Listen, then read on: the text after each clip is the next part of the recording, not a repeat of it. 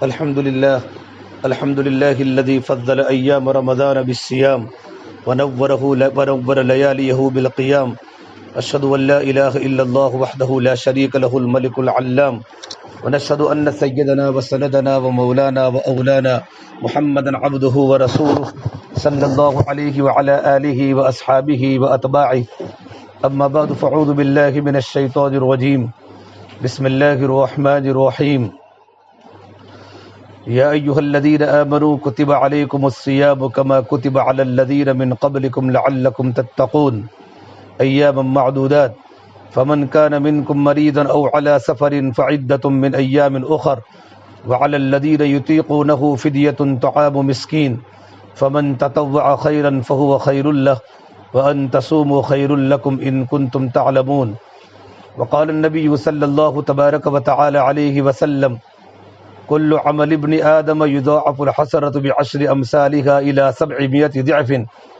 قال الله سبحانه تبارك وتعالى إلا الصوم فإنه لي وأنا أجزي به. وقال النبي صلى الله عليه وسلم للصائم فرحتان فرحة عند فطره وفرحة عند لقاء ربه ولخلوف فم الصائم أطيب عند الله من ريح المسك او کما قال النبی صلی اللہ تبارک و تعالی علیہ وسلم. میرے محترم بھائیوں، میری محترم دینی ماں بہنوں، اللہ تبارک و تعالیٰ کا بہت بڑا احسان ہے کہ اللہ تبارک و تعالیٰ نے ہمیں ماہ مبارک عطا فرمایا. رمضان مبارک کا مہینہ بڑا قیمتی مہینہ چل رہا ہے. آج رمضان مبارک کا 13واں روزہ ہے. پہلا عشرہ رحمت کا مکمل ہو چکا. ابھی جو عشرہ چل رہا ہے وہ مغفرت کا عشرہ چل رہا ہے. مغفرت کا عشرہ چل رہا ہے. اللہ تبارک و تعالیٰ گناہوں کو معاف کرنے والے ہیں. میرے محترم دینی ماں بہنوں، یہ رمضان مبارک کا مہینہ کے بڑے قیمتی دین چل رہے ہیں. اللہ نے مجھے اور آپ کو رمضان تک پہنچایا ہے. بہت ہی دنیا میں نیک بخت خواتین ہیں جو رمضان کے مہینے کو پورا وصول کر رہی ہیں. رمضان کے دن کو بھی وصول کر رہی ہے، رمضان کی راتوں کو وصول کر رہی ہیں، اور ان کی ایک ایک گھڑی اللہ تعالیٰ کی عبادت میں، دعوت میں، دعا میں، سخاوت میں گزر رہی ہے. بڑا ماہ مبارک ہے. رمضان آ چکا ہے. رمضان بلکہ آدھا ہو چکنے کے قریب ہے. سارے کے سارے جنت کے گیٹ اور جنت کے دروازے، جنت کے ڈور کھلے ہیں. سارے کے سارے جہنم کے دروازوں پر لاک لگا ہوا ہے. ربانی لہری دنیا میں چل رہی ہے. اللہ تعالیٰ کی رحمتوں کے جھونکے نہیں بلکہ اللہ تعالیٰ کی رحمت موسلا دار بارش کی طرح برس رہی ہے. ایک بہت بڑے اللہ والے فرماتے، حضرت مجدد الفساری فرماتے رحمۃ اللہ علیہ، کہ رمضان کے مبارک مہینے میں اللہ تعالیٰ کی رحمتوں کا جو نزول ہوتا ہے موسلا دار بارش کی طرح ہوتا ہے. اتنا رحمت کا نزول رمضان کے علاوہ مہینے میں نہیں ہوتا. چاروں طرف سبزہ کی سبزہ ہے، چاروں طرف بہار ہی بہار ہے. پروردگار عالم رمضان کے مبارک مہینے میں مغفرت کا منظر سجاتے ہیں.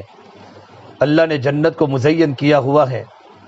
جنت روزانہ جنت کا ڈیکوریشن ہو رہا ہے، جنت کو سنوارا جا رہا ہے، جنت کو سنگارا جا رہا ہے، جنت کو دھنی دی جا رہی ہے مشک و عنبر کی، اور جنت کی خوشبو کی دھنی دی جا رہی ہے.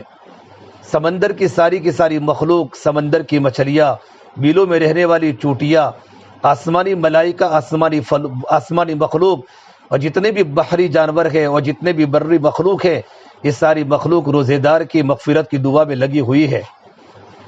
خوش قسمت ہے وہ مرد وہ عورت جو رمضان کے مبارک مہینے کو وصول کرے اور رمضان مبارک کی ایک ایک گھڑی کی قدر کر کے اپنی زندگی کو بنانے کی کوشش کرے. اللہ تبارک و تعالی ہمیں رمضان کی گھڑیوں کی قدر کرنے کی توفیق دے. میری بہنوں، ایسے مبارک ایام دوبارہ کبھی نہیں ملیں گے. اللہ کے نبی صلی اللہ تبارک و تعالی علیہ وسلم رمضان کے آنے کے بعد دعا فرماتے تھے، اللہم سلمنا لرمضان وسلم رمضان علی. یا اللہ رمضان کا مبارک مہینہ ہمارے لیے آسان فرما اور ہمیں رمضان کو وصول کرنے والا بنا، اور رمضان میں جتنی عبادتیں اللہ پاک تو کراوے اپنی بارگاہ میں قبول فرمانا. اصل تو اللہ تبارک و تعالیٰ کی بارگاہ میں قبولیت ہے کہ اللہ تبارک و تعالیٰ کی بارگاہ میں ہماری عبادتیں قبول ہو جائے. عمل کرنا اصل نہیں ہے، عمل کو قبول کروانا مشکل ہے. حضرت علی فرماتے رضی اللہ تعالیٰ عنہ کہ عمل تو بہت آسانی سے ہو جاتا ہے. آسانی کے ساتھ نماز پڑھ لی، قرآن کی تلاوت کر لی، رمضان کا روزہ رکھ لیا، اللہ کا ذکر کر لیا، لیکن اللہ تبارک و تعالیٰ کی بارگاہ میں قبولیت کے لیے شرط ہے کہ ان کی حفاظت کی جاوے۔ قرآن کی تلاوت کی حفاظت ہے، نمازوں کی حفاظت ہے، کہ رمضان کے روزوں کی حفاظت ہے۔ کہ رمضان کے روزے کا مطلب یہ نہیں ہوتا کہ صرف زبان کا روزہ ہو اور صرف بھوکا رہنا ہو، پیاسا رہنا ہو۔ فرمایا اللہ کے نبی صلی اللہ تبارک و تعالیٰ علیہ وسلم نے بہت سے روزے دار تو ایسے ہیں کہ ان کو بھوکا اور پیاسا رہنے کے سوا کچھ بھی نہیں ملتا، کہ صرف بھوکا رہتے ہیں، صرف پیاسا رہتے ہیں۔ بہت سی مستورات ایسی ہیں جن کا بھوکا اور پیاسا رہنے کے سوا روزے میں کوئی مقصد حاصل نہیں ہوتا، بلکہ رمضان میں روزہ صرف زبان کا نہ ہو، بلکہ رمضان میں روزہ زبان کا بھی ہو، آنکھوں کا بھی ہو، ہاتھوں کا بھی ہو، کانوں کا بھی ہو، پیروں کا بھی ہو، ہمارے دل کا بھی روزہ ہو، ہمارا پورا کا پورا وجود اللہ تبارک و تعالیٰ کی فرما برداری میں ہو۔ آنکھوں کا دیکھنا صحیح ہو جائے، زبان کا بولنا صحیح ہو جائے، ہاتھوں کا پکڑنا صحیح ہو جائے، پیروں کا چلنا صحیح ہو جائے، بلکہ ہمارا پورا کا پورا وجود اللہ تبارک و تعالیٰ کی فرما برداری کے اندر ہمارا وجود آ رہا ہو۔ ہماری دن بدن ہماری عمل میں ترقی ہو رہی ہو، دن بدن ہماری عمل میں ترقی ہو رہی ہو، میرا اور آپ کا اللہ تبارک و تعالیٰ کے سامنے رونا ہو رہا ہو، عبادتیں ہماری بڑھ رہی ہو۔ رمضان کے مبارک مہینوں کے علاوہ فرائض کی پابندی تو ہوتی ہے، لیکن رمضان کے مبارک مہینے میں صرف فرائض پر پابندی نہ ہو، بلکہ رمضان کے روزے تو فرض ہے اور 5 وقت کی نماز تو فرض ہے۔ فرض نمازوں کے علاوہ سنتوں کے اندر کثرت ہو، سنتوں کا بھی اہتمام ہو، نوافل کا بھی اہتمام ہو، تہجد کا بھی اہتمام ہو، اشراق کی نماز کا اہتمام ہو، چاشتہ کی نماز کا اہتمام ہو، اوابین کی نماز کا اہتمام ہو، اور اللہ تبارک و تعالیٰ موقع دے، اللہ نے ٹائم دیا ہے تو ہم صلاۃ التسبیح کی نماز بھی ٹائم نکال کر صلاۃ التسبیح کی 4 رکعت نماز پڑھے۔ اللہ کے نبی صلی اللہ تبارک و تعالیٰ علیہ وسلم نے ان نفل نمازوں کے بڑے بڑے فضائل سنائے ہیں کہ تہجد کے پڑھنے پر کیا ملے گا، کہ تہجد کا پڑھنا تو اللہ کے نیک بندوں کا اور اللہ کی نیک بندیوں کا شعار رہا ہے۔ جتنے بھی اللہ تبارک و تعالیٰ کے نیک بندے دنیا میں گزرے ہیں اور جتنے آج بھی اللہ تبارک و تعالیٰ کے نیک بندے دنیا میں ہیں اور جتنی بھی اللہ تبارک و تعالیٰ کی نیک بندیاں ہیں، کہ نیک بندیوں کی سب سے بڑی نشانی یہ ہوتی ہے کہ وہ راتوں کو اللہ کے سامنے روتے ہیں۔ کانوا قلیلا من اللیل ما یہجعون وبالاسحار هم یستغفرون۔ اللہ نے قرآن کریم میں اپنی نیک بندوں کی نیک بندیوں کے صفات سنائے کہ راتوں کو بہت کم سوتی ہے، اور جب سحر کا وقت ہوتا ہے، صبح کا وقت ہوتا ہے، تو صبح کے پہر میں اللہ تعالیٰ کے سامنے گناہوں سے استغفار کرتی ہے۔ یہ اللہ تعالیٰ کی نیک بندیاں ہے۔ تتجافى جنوبهم عن المضاجع يدعون ربهم خوفا وطمعا ومما رزقناهم ينفقون۔ کہاں گئی وہ عورتیں کہ جن کے پہلو بستروں سے جدا رہتے ہیں اور وہ اللہ تبارک و تعالیٰ کے سامنے کھڑی ہو کر اللہ تبارک و تعالیٰ کو پکارتی ہیں، اللہ تبارک و تعالیٰ کو پکارتی ہیں، اللہ سے ڈرتے ہوئے بھی اور اللہ تعالیٰ سے امید کرتے ہوئے بھی۔ تو میری بہنوں، یہ جو مہینہ چل رہا ہے بڑا مبارک مہینہ چل رہا ہے، رمضان کے مبارک مہینے میں ہم اللہ تعالیٰ سے مغفرت کی دعا کرے اور ایسے اعمال کرے کہ پروردگار عالم ہمارے عمل کو دیکھ کر راضی ہو جاوے اور اللہ تعالیٰ ہمارے گناہوں کو معاف کرے۔ اللہ تعالیٰ مغفرت کا منظر سچاتے ہیں، اللہ لاکھوں انسانوں کو جہنم سے آزاد کرتے ہیں۔ یہ رمضان کا دوسرا عشرہ گناہوں کے مغفرت کا عشرہ ہے کہ اللہ تعالیٰ سے گناہوں سے معافی مانگے، چھوٹے چھوٹے گناہ دعاؤں میں اللہ کے سامنے رکھے، بڑے بڑے گناہ اللہ کے سامنے رکھے۔ یہ پروردگار عالم، میں نے فلاں رات میں یہ گناہ کیا تھا، فلاں دن میں یہ گناہ کیا تھا، میں نے یہ کیا تھا، اللہ تبارک و تعالیٰ کے سامنے بالکل چھوٹی بن جاوے اور اللہ تبارک و تعالیٰ کے سامنے عاجز اللہ تعالیٰ کے سامنے عاجزی کے ساتھ، کب کپاتے ہوئے بدن کے ساتھ اور آنکھوں میں آنسو آوے، اس طریقے پر اللہ تعالیٰ کے سامنے گریہ زاری کر کے اپنے گناہوں سے استغفار کرے، گناہوں کے بارے میں معافی مانگے۔ پروردگار عالم بڑے معاف کرنے والے ہیں۔ اللہ تعالیٰ کی صفت ہے الرحمن الرحیم، اللہ تعالیٰ بندوں پر رحم کرنے والا ہے، بندوں پر رحم کرنے والا ہے۔ اور اللہ نے قرآن کریم میں فرمایا نبی عبادی انی انا الغفور الرحیم، اے میرے نبی محمد صلی اللہ علیہ وسلم، میرے بندوں کو، میری بندیوں کو خبر کر دو کہ میں مغفرت کرنے والا رب ہوں، میں رحم کرنے والا رب ہوں۔ میری بہنوں، ہمارے دل میں اللہ تبارک و تعالیٰ کی عظمت آوے، اللہ تعالیٰ کا ڈر آوے، اللہ تبارک و تعالیٰ کی عظمت ہمارے دل میں آئے گی تو اللہ تعالیٰ کے حکموں پر چلنا آسان ہوگا، اور اللہ تعالیٰ کا ڈر زندگی میں آئے گا تو گناہوں سے بچنا آسان ہوگا، ہماری خلوتیں سگی ہوگی، ہماری جلوتیں سگی ہوگی، رات و دن ہمارے اللہ تعالیٰ کے ڈر کے ساتھ گزریں گے تو اللہ تعالیٰ کی نافرمانیوں سے میں اور آپ بچ سکیں گے۔ بڑا مبارک مہینہ چل رہا ہے، بڑے قیمتی ایام چل رہے ہیں۔ کتنی عورتیں تہجد گزار بنتے بنتے رمضان کا روزہ رکھتے رکھتے ان کے دل کے اندر ہدایت کا نور اللہ نے ڈال دیا ہے، اور ان کی پیشانیوں پر ولایت کا نور اللہ تعالیٰ نے ڈال دیا ہے، اور اللہ نے ان کو ولایت کا لباس پہنا دیا ہے۔ کہ رمضان کے روزے کا مقصد کیا ہے؟ کہ رمضان کے روزے کا مقصد ہی زندگی میں تقویٰ ہے، کہ زندگی میں تقویٰ پیدا ہو جائے۔ اور تقویٰ کہتے ہیں اللہ سے ڈرنا، خلوتوں میں اللہ کی نافرمانی سے اپنے آپ کو بچانا۔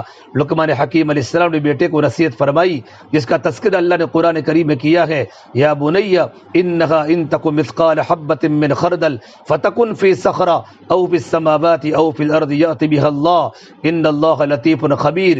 اے میرے پیارے بیٹے، اگر تو رائے کے دانے کے برابر کوئی نیکی کرے یا رائے کے دانے کے برابر کوئی تو گناہ کرے، آسمان کے کناروں پر کرے، پہاڑ کے تہ خانوں میں کرے، یا زمین پہاڑوں کی چٹانوں میں کرے اور پہاڑ کی غاروں میں کرے، یا زمین کے تہ خانوں میں کرے، یغتی بہ اللہ تعالیٰ اس گناہ کو لوگوں کے سامنے لائے گا۔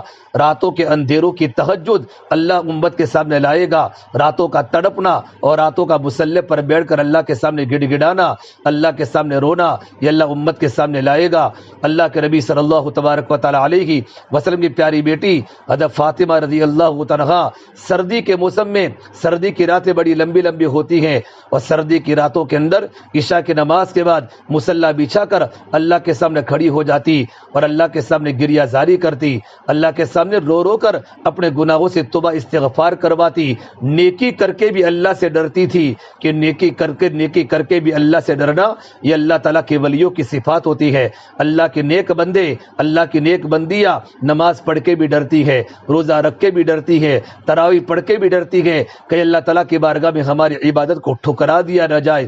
صدیق اکبر، ایک مرتبہ صدیق اکبر کتنے بڑے صحابی، میرے نبی نے فرمایا اس امت میں سب سے بڑے فرشتوں کے بعد اور اللہ کے نبیوں کے بعد، بلکہ نبیوں کے بعد سب سے بڑا ایمان صدیق اکبر کا ہے۔ ایک مرتبہ پوری رات اس آیت کو پڑھتے پڑھتے رونا شروع کیا، ان اللہ اشتری من المؤمنین انفسهم واموالهم بان لهم الجنہ، کہ پروردگار عالم نے انسانوں کے جانوں کو، انسانوں کے مالوں کو جنت کے بدلے میں خرید لیا ہے۔ ابو بکر صدیق رضی اللہ تعالی عنہ اللہ کے نبی صلی اللہ تبارک و تعالی علیہ وسلم کے خلیفہ ہیں، اللہ کے نبی کے پہلے خلیفہ ہے، حضرت عائشہ کے ابا ہے۔ پوری رات اس آیت کو پڑھتے پڑھتے روتے رہے، ان کی داڑھی تر ہو گئی۔ جب فجر کا وقت ہوا تو اللہ کے نبی کے سامنے بات آئی کہ اللہ کے نبی صلی اللہ تبارک و تعالی علیہ وسلم صدیق اکبر اس آیت کو پوری رات پڑھتے رہے اور روتے رہے، تو آپ نے ابو بکر صدیق کو بلایا اور کہا یا ابو بکر یہ آیت پڑھتے پڑھتے تم نے پوری رات روتے روتے گزار دی، کیا وجہ بنی؟ کہ اللہ کے نبی صلی اللہ تبارک و تعالی علیہ وسلم، میں کپڑے کی تجارت کرتا ہوں اور میں کپڑے کی پھیری کرتا ہوں، میں کپڑے کو لے کر مدینہ منورہ کی دیہاتوں میں جا رہا تھا، ایک بڑھیا ملی بڑھیا، اور بڑھیا نے مجھے کہا ابو بکر مجھے کپڑا خریدنا ہے، تو میں نے اس بڑھیا کو کپڑا دیا، بڑھیا نے کپڑے کا دام مجھے دیا، کپڑے کی قیمت دے دی، میں قیمت کو لے کر چلا گیا۔ جب میں دوسرے دن اس بڑھیا کے مکان کے آگے سے گزرا تو بڑھیا نے یوں کہا ابو بکر تمہارا کپڑا واپس لے جاؤ، میری قیمت مجھے واپس دے دو، مجھے تمہارا کپڑا پسند نہیں ہے۔ یہ اللہ کے نبی صلی اللہ تبارک و تعالی علیہ وسلم، اس بڑھیا نے مجھے رلا دیا۔ آپ نے کہا کیا بات ہوئی؟ کہ جب بڑھیا نے میرے مال کو قبول نہیں کیا اور بڑھیا نے میرے کپڑے کو واپس کر دیا۔ اللہ قرآن کریم میں فرماتا ہے ایمان والو، اللہ نے ایمان والوں کی جان اور ایمان والوں کے مال کو اللہ نے جنت کے بدلے میں خرید لیا ہے۔ کل قیامت کے میدان میں پروردگار عالم نے اگر مجھے یہ کہہ دیا ابو بکر تمہاری لگائی ہوئی جان ہمیں منظور نہیں ہے، تمہارا لگایا ہوا مال اللہ میری بارگاہ میں قبول نہیں ہے، تو اللہ کے نبی میں اللہ کے سامنے کتنا شرماؤں گا، میری زندگی پر کیا حالت بنے گی، میری کیا کیفیت بنے گی۔ اس آیت نے مجھے پوری رات رونے پر مجبور کر دیا۔ یہ اللہ کے نیک بندوں کی صفات ہوتی ہے، اور اللہ کے نیک بندیوں کی صفات ہوتی ہے کہ وہ اللہ کے راستے میں لٹا کر بھی اللہ سے ڈرتے ہیں کہ اللہ تعالی ہمارے عمل کو، کہ اللہ تعالی ہمارے مال کو اپنی بارگاہ میں مردود نہ کر دے۔ اس لیے میری بہنوں عبادت کرتے کرتے بھی اللہ سے ڈرنا ہے۔ تو لقمان حکیم نے اپنے بیٹے کو فرمایا اے میرے پیارے بیٹے، اگر تو کوئی نیکی کرے تو اللہ تعالیٰ اگر تو کوئی گناہ کرے یا نیکی کرے، پہاڑ کی چٹانوں پر کرے، آسمان کے کناروں پر کرے، زمین کے تہہ خانوں میں کرے، اللہ اس کو امت کے سامنے لائے گا۔ راتوں کا رونا اور راتوں کی تہجد اور راتوں کا تڑپنا اللہ امت کے سامنے کھولے گا، اور راتوں کے نافرمانیاں، موبائل کے گناہ، خلوتوں کے گناہ، جو بستروں کے گناہ، ہماری آنکھوں کے گناہ، ہماری زبان کے گناہ، ہمارے جو بھی بدن کے اعضاء سے جو بھی گناہ صدور ہوتے ہیں، جو کسی کو پتہ نہیں ہوتا، لیکن پروردگار عالم اس کو لوگوں کے سامنے ظاہر کرے گا۔ اللہ تبارک و تعالیٰ کی آنکھ برابر دیکھ رہی ہے۔ ان ربک لبالمرصاد الم یعلم بان اللہ یرا، کیونکہ اللہ تبارک و تعالیٰ کی صفت ہے ان اللہ لطیف خبیر، پروردگار عالم بڑی بڑی باریک چیز کو دیکھنے والا ہے۔ اللہ تعالیٰ ہمارے عمل سے باخبر ہے۔ ہم دین میں کیا کرتی ہے، ہم رات میں کیا کرتی ہے، ہماری زندگی کیسے گزرتی ہے، ہمارا برتاؤ اپنے شوہر کے ساتھ کیسا ہے، ہماری تربیت بچوں کے ساتھ کیسی ہے، ہماری بچوں کے ساتھ ہمارا زندگی گزارنے کا طریقہ کیسا ہے، دیرانی کو جیٹھانی کے ساتھ اور جیٹھانی کو دیرانی کے ساتھ، اور ساسو کو بہو کے ساتھ اور بہو کو ساس کے ساتھ، اور پڑوسن کو پڑوسن کے ساتھ اور رشتہ داروں کے ساتھ ہمارے اخلاق کیسے ہیں، ہمارا سلوک کیسا ہے، ہمارا کردار کیسا ہے، اللہ تعالیٰ کو سب کچھ پتہ ہے۔ فرشتے ہمارے عمل سے باخبر ہے، اللہ تعالیٰ ہمارے عمل سے باخبر ہے۔ اس کا یقین ہمارے دلوں کے اندر بٹھانا ہے، اس کا یقین میری بہنوں ہمارے دلوں کے اندر بٹھانا ہے، تاکہ ہمارے دل میں اللہ تبارک و تعالیٰ کی عظمت پیدا ہو جائے کہ پروردگار کی ذات کتنی بڑی ہے۔ یہ رمضان کا مبارک مہینہ زندگی میں تقوی لانے کا مہینہ ہے کہ رمضان کے روزے رکھنے کا مقصد کیا ہے؟ لعلکم تتقون، کہ ہماری زندگی میں تقوی آ جائے۔ اور اللہ قرآن کریم میں فرماتے ہیں کسی بھی بستی والے اور کسی بھی گاؤں والے اور کسی بھی شہر والے اور کسی بھی بلڈنگ والے محنت کر کے زندگی میں صرف دو باتیں پیدا کر لے، ایمان اور تقوی زندگی میں لا دے، تو اللہ تبارک و تعالیٰ کا وعدہ ہے لفتحنا علیہم برکات من السماء والارض۔ اللہ پاک فرماتے ہیں ولو ان اہل القرى آمنوا واتقوا، اگر کوئی بھی بستی والے محنت کر کے زندگی میں دو باتیں پیدا کر لے، زندگی میں ایمان کو پیدا کر لے، زندگی میں تقوی کو پیدا کر لے، تو اللہ تبارک و تعالیٰ کا وعدہ ہے ہم آسمان و زمین سے برکتوں کے دہانے کھول دیں گے۔ میری بہنوں اللہ تعالیٰ فرماتے حدیث قدسی میں فرماتے ہیں اے میری بندیوں، جب تم میری فرما بردار بندی بنتی ہو، اطاعت گزاری کے ساتھ زندگی گزارتے ہو، تمہاری زندگی میں نماز کی پابندی ہے، قرآن کی تلاوت کی پابندی ہے، اللہ کے ذکر کی پابندی ہے، رمضان کے روزوں کی پابندی ہے، اور اپنے آپ کو حرام سے بچایا ہوا ہے۔ اے میری بندیوں، جب تم میری فرما بردار بندی بن جاتی ہو، فرضیت تو میں راضی ہو جاتا ہوں، فرضیت بارکت، جب میں راضی ہو جاتا ہوں تو میں برکتیں اتارتا ہوں، ولیست لبرکتی النہایا، اور میرے برکت کی کوئی انتہا نہیں ہوتی۔ اللہ تندرستی میں اللہ تعالیٰ برکت دیتا ہے، اللہ علم و عمل میں برکت دیتا ہے، اللہ روزی میں برکت دیتا ہے، اللہ جان اور مال میں اللہ تعالیٰ برکت دیتا ہے۔ پھر اللہ تعالیٰ فرماتے ہیں اے میری بندیوں، جب تم میری نافرمان بندی بن جاتی ہو، تمہارا دیکھنا غلط ہو جاتا ہے، تمہارا بولنا غلط ہو جاتا ہے، تمہارا سننا غلط ہو جاتا ہے، اور تمہارا وجود اللہ کی نافرمانی کی طرف چلنا شروع ہو جاتا ہے، اور تم بے پردہ ہو کر بازاروں کی زینت بنتی ہو اور بازاروں کی ڈیکوریشن بنتی ہو، اور تم گھر میں جھگڑا کرتی ہو اور اپنے شوہروں کی ناشکری کرتی ہو اور پڑوسیوں کو تم ستاتی ہو۔ میری بہنوں میری بندیوں، جب تم میرے نافرمان بندی بن جاتی ہو تو فلعنت فغضبت، تو میرا غصہ وجود میں آتا ہے، جب میرا غصہ وجود میں آتا ہے تو میں لعنتیں برساتا ہوں، وَإِنَّ اللَّعْنَةَ لَتَبْلُغُ سَبْعًا مِنَ الْوُلْدِ، اور میری لعنت تمہاری 7 پشتوں تک چلی جاتی ہے، میری لعنت تمہاری 7 پشتوں تک چلی جاتی ہے۔ باپ گناہ کرتا ہے اور باپ کے گناہ کا اثر بیٹا بھگتتا ہے، ماں گناہ کرتی ہے اور ماں کے گناہ کا اثر بیٹی بھگتتی ہے، دادی گناہ کرتی ہے اور پردادی گناہ کرتی ہے، دادی اور پردادی اللہ کی نافرمانی کرنے کی وجہ سے ان کی اولادیں اللہ تعالیٰ کی لعنت کی مستحق بن جاتی ہے۔ اس سے میری بہنوں یہ رمضان کا مبارک مہینہ پریکٹس کا مہینہ ہے۔ رمضان کا مہینہ یہ پورے سال کا دل ہے، پورے سال کا دل ہوتا ہے، پورے سال کا دل ہوتا ہے۔ دل جو کرے گا بدن کے سارے اعضاء کریں گے۔ دل کے اندر حرکت ہے تو آنکھوں کا دیکھنا باقی ہے، دل میں حرکت ہے کانوں کا سننا باقی ہے، دل میں حرکت ہے ہاتھوں کا پکڑنا باقی ہے، دل میں حرکت ہے پیروں کا چلنا باقی ہے، پورے بدن کے اندر خون چل رہا ہے، پورے بدن کا نظام صحیح چل رہا ہے، ایک سسٹم کے ساتھ پورے بدن کا نظام اللہ پاک چلاتے ہیں کہ دل میں حرکت ہے۔ میری بہنوں جس دن دل سو جائے گا آنکھ ہوتے ہوئے بھی دیکھنا بند کر دے گی، کان ہوتے ہوئے بھی کانوں کا سننا بند ہو جائے گا، زبان ہوتے ہوئے بھی زبان بولنا بند کر لے گی، ہاتھ ہوتے ہوئے بھی ہاتھوں کی پکڑ ختم ہو جائے گی، پیر ہوتے ہوئے بھی پیروں کا چلنا بند ہو جائے گا، کہ دل سو چکا ہے پورا بدن سو جائے گا۔ اگر رمضان کا مہینے میں حرکت رہی، رمضان کے مبارک مہینہ ہم نے دعوت کی محنت میں، عبادت میں، سخاوت میں، دعاؤں میں، قرآن کی تلاوت میں، ذکر و عبادات میں گزارا تو رمضان کے مہینے کا اثر پورے 11 مہینوں میں پڑے گا۔ اور خدا نہ کرے اگر رمضان کا مہینہ ہم نے سونے میں گزارا، غیبتوں میں گزارا، غفلتوں میں گزارا، ادھر کی ادھر کرنے میں گزارا، تو کیا ہوگا کہ رمضان صحیح نہیں گزرے گا تو 11 مہینے بھی صحیح نہیں گزریں گے۔ ایک بہت بڑے اللہ والے حضرت مجدد الفسانی فرمایا کرتے رحمۃ اللہ علیہ، اگر رمضان کا مبارک مہینہ اگر ہم نے جمعیت کے ساتھ گزارا، یکسوئی کے ساتھ گزارا، اللہ تعالیٰ کی عبادت کے ساتھ گزارا تو اس کا اثر 11 مہینوں پر پڑے گا، اور اگر ہم نے رمضان کا مہینہ خلفشار کے ساتھ اور انتشار کے ساتھ گزارا تو اس کا اثر پورے 11 مہینوں پر پڑے گا۔ ایک مثال دی کہ ایک عورت گناہوں میں مبتلا ہے کہ پردہ نہیں کرتی تھی، رمضان کا پورا مہینہ پردے کی پابندی کی، غیر محرم پر نظر نہیں کی، نہ چچا کے لڑکے کے سامنے بغیر پردے کے آئی، نہ خالہ کے لڑکے کے سامنے بغیر پردے کے آئی، تو اللہ تبارک و تعالیٰ ایک مہینے کی برکت سے اللہ 11 مہینوں میں پردے کی مکمل توفیق دے گا۔ اگر اپنی نظر کو بچایا، ایک مہینے کی برکت سے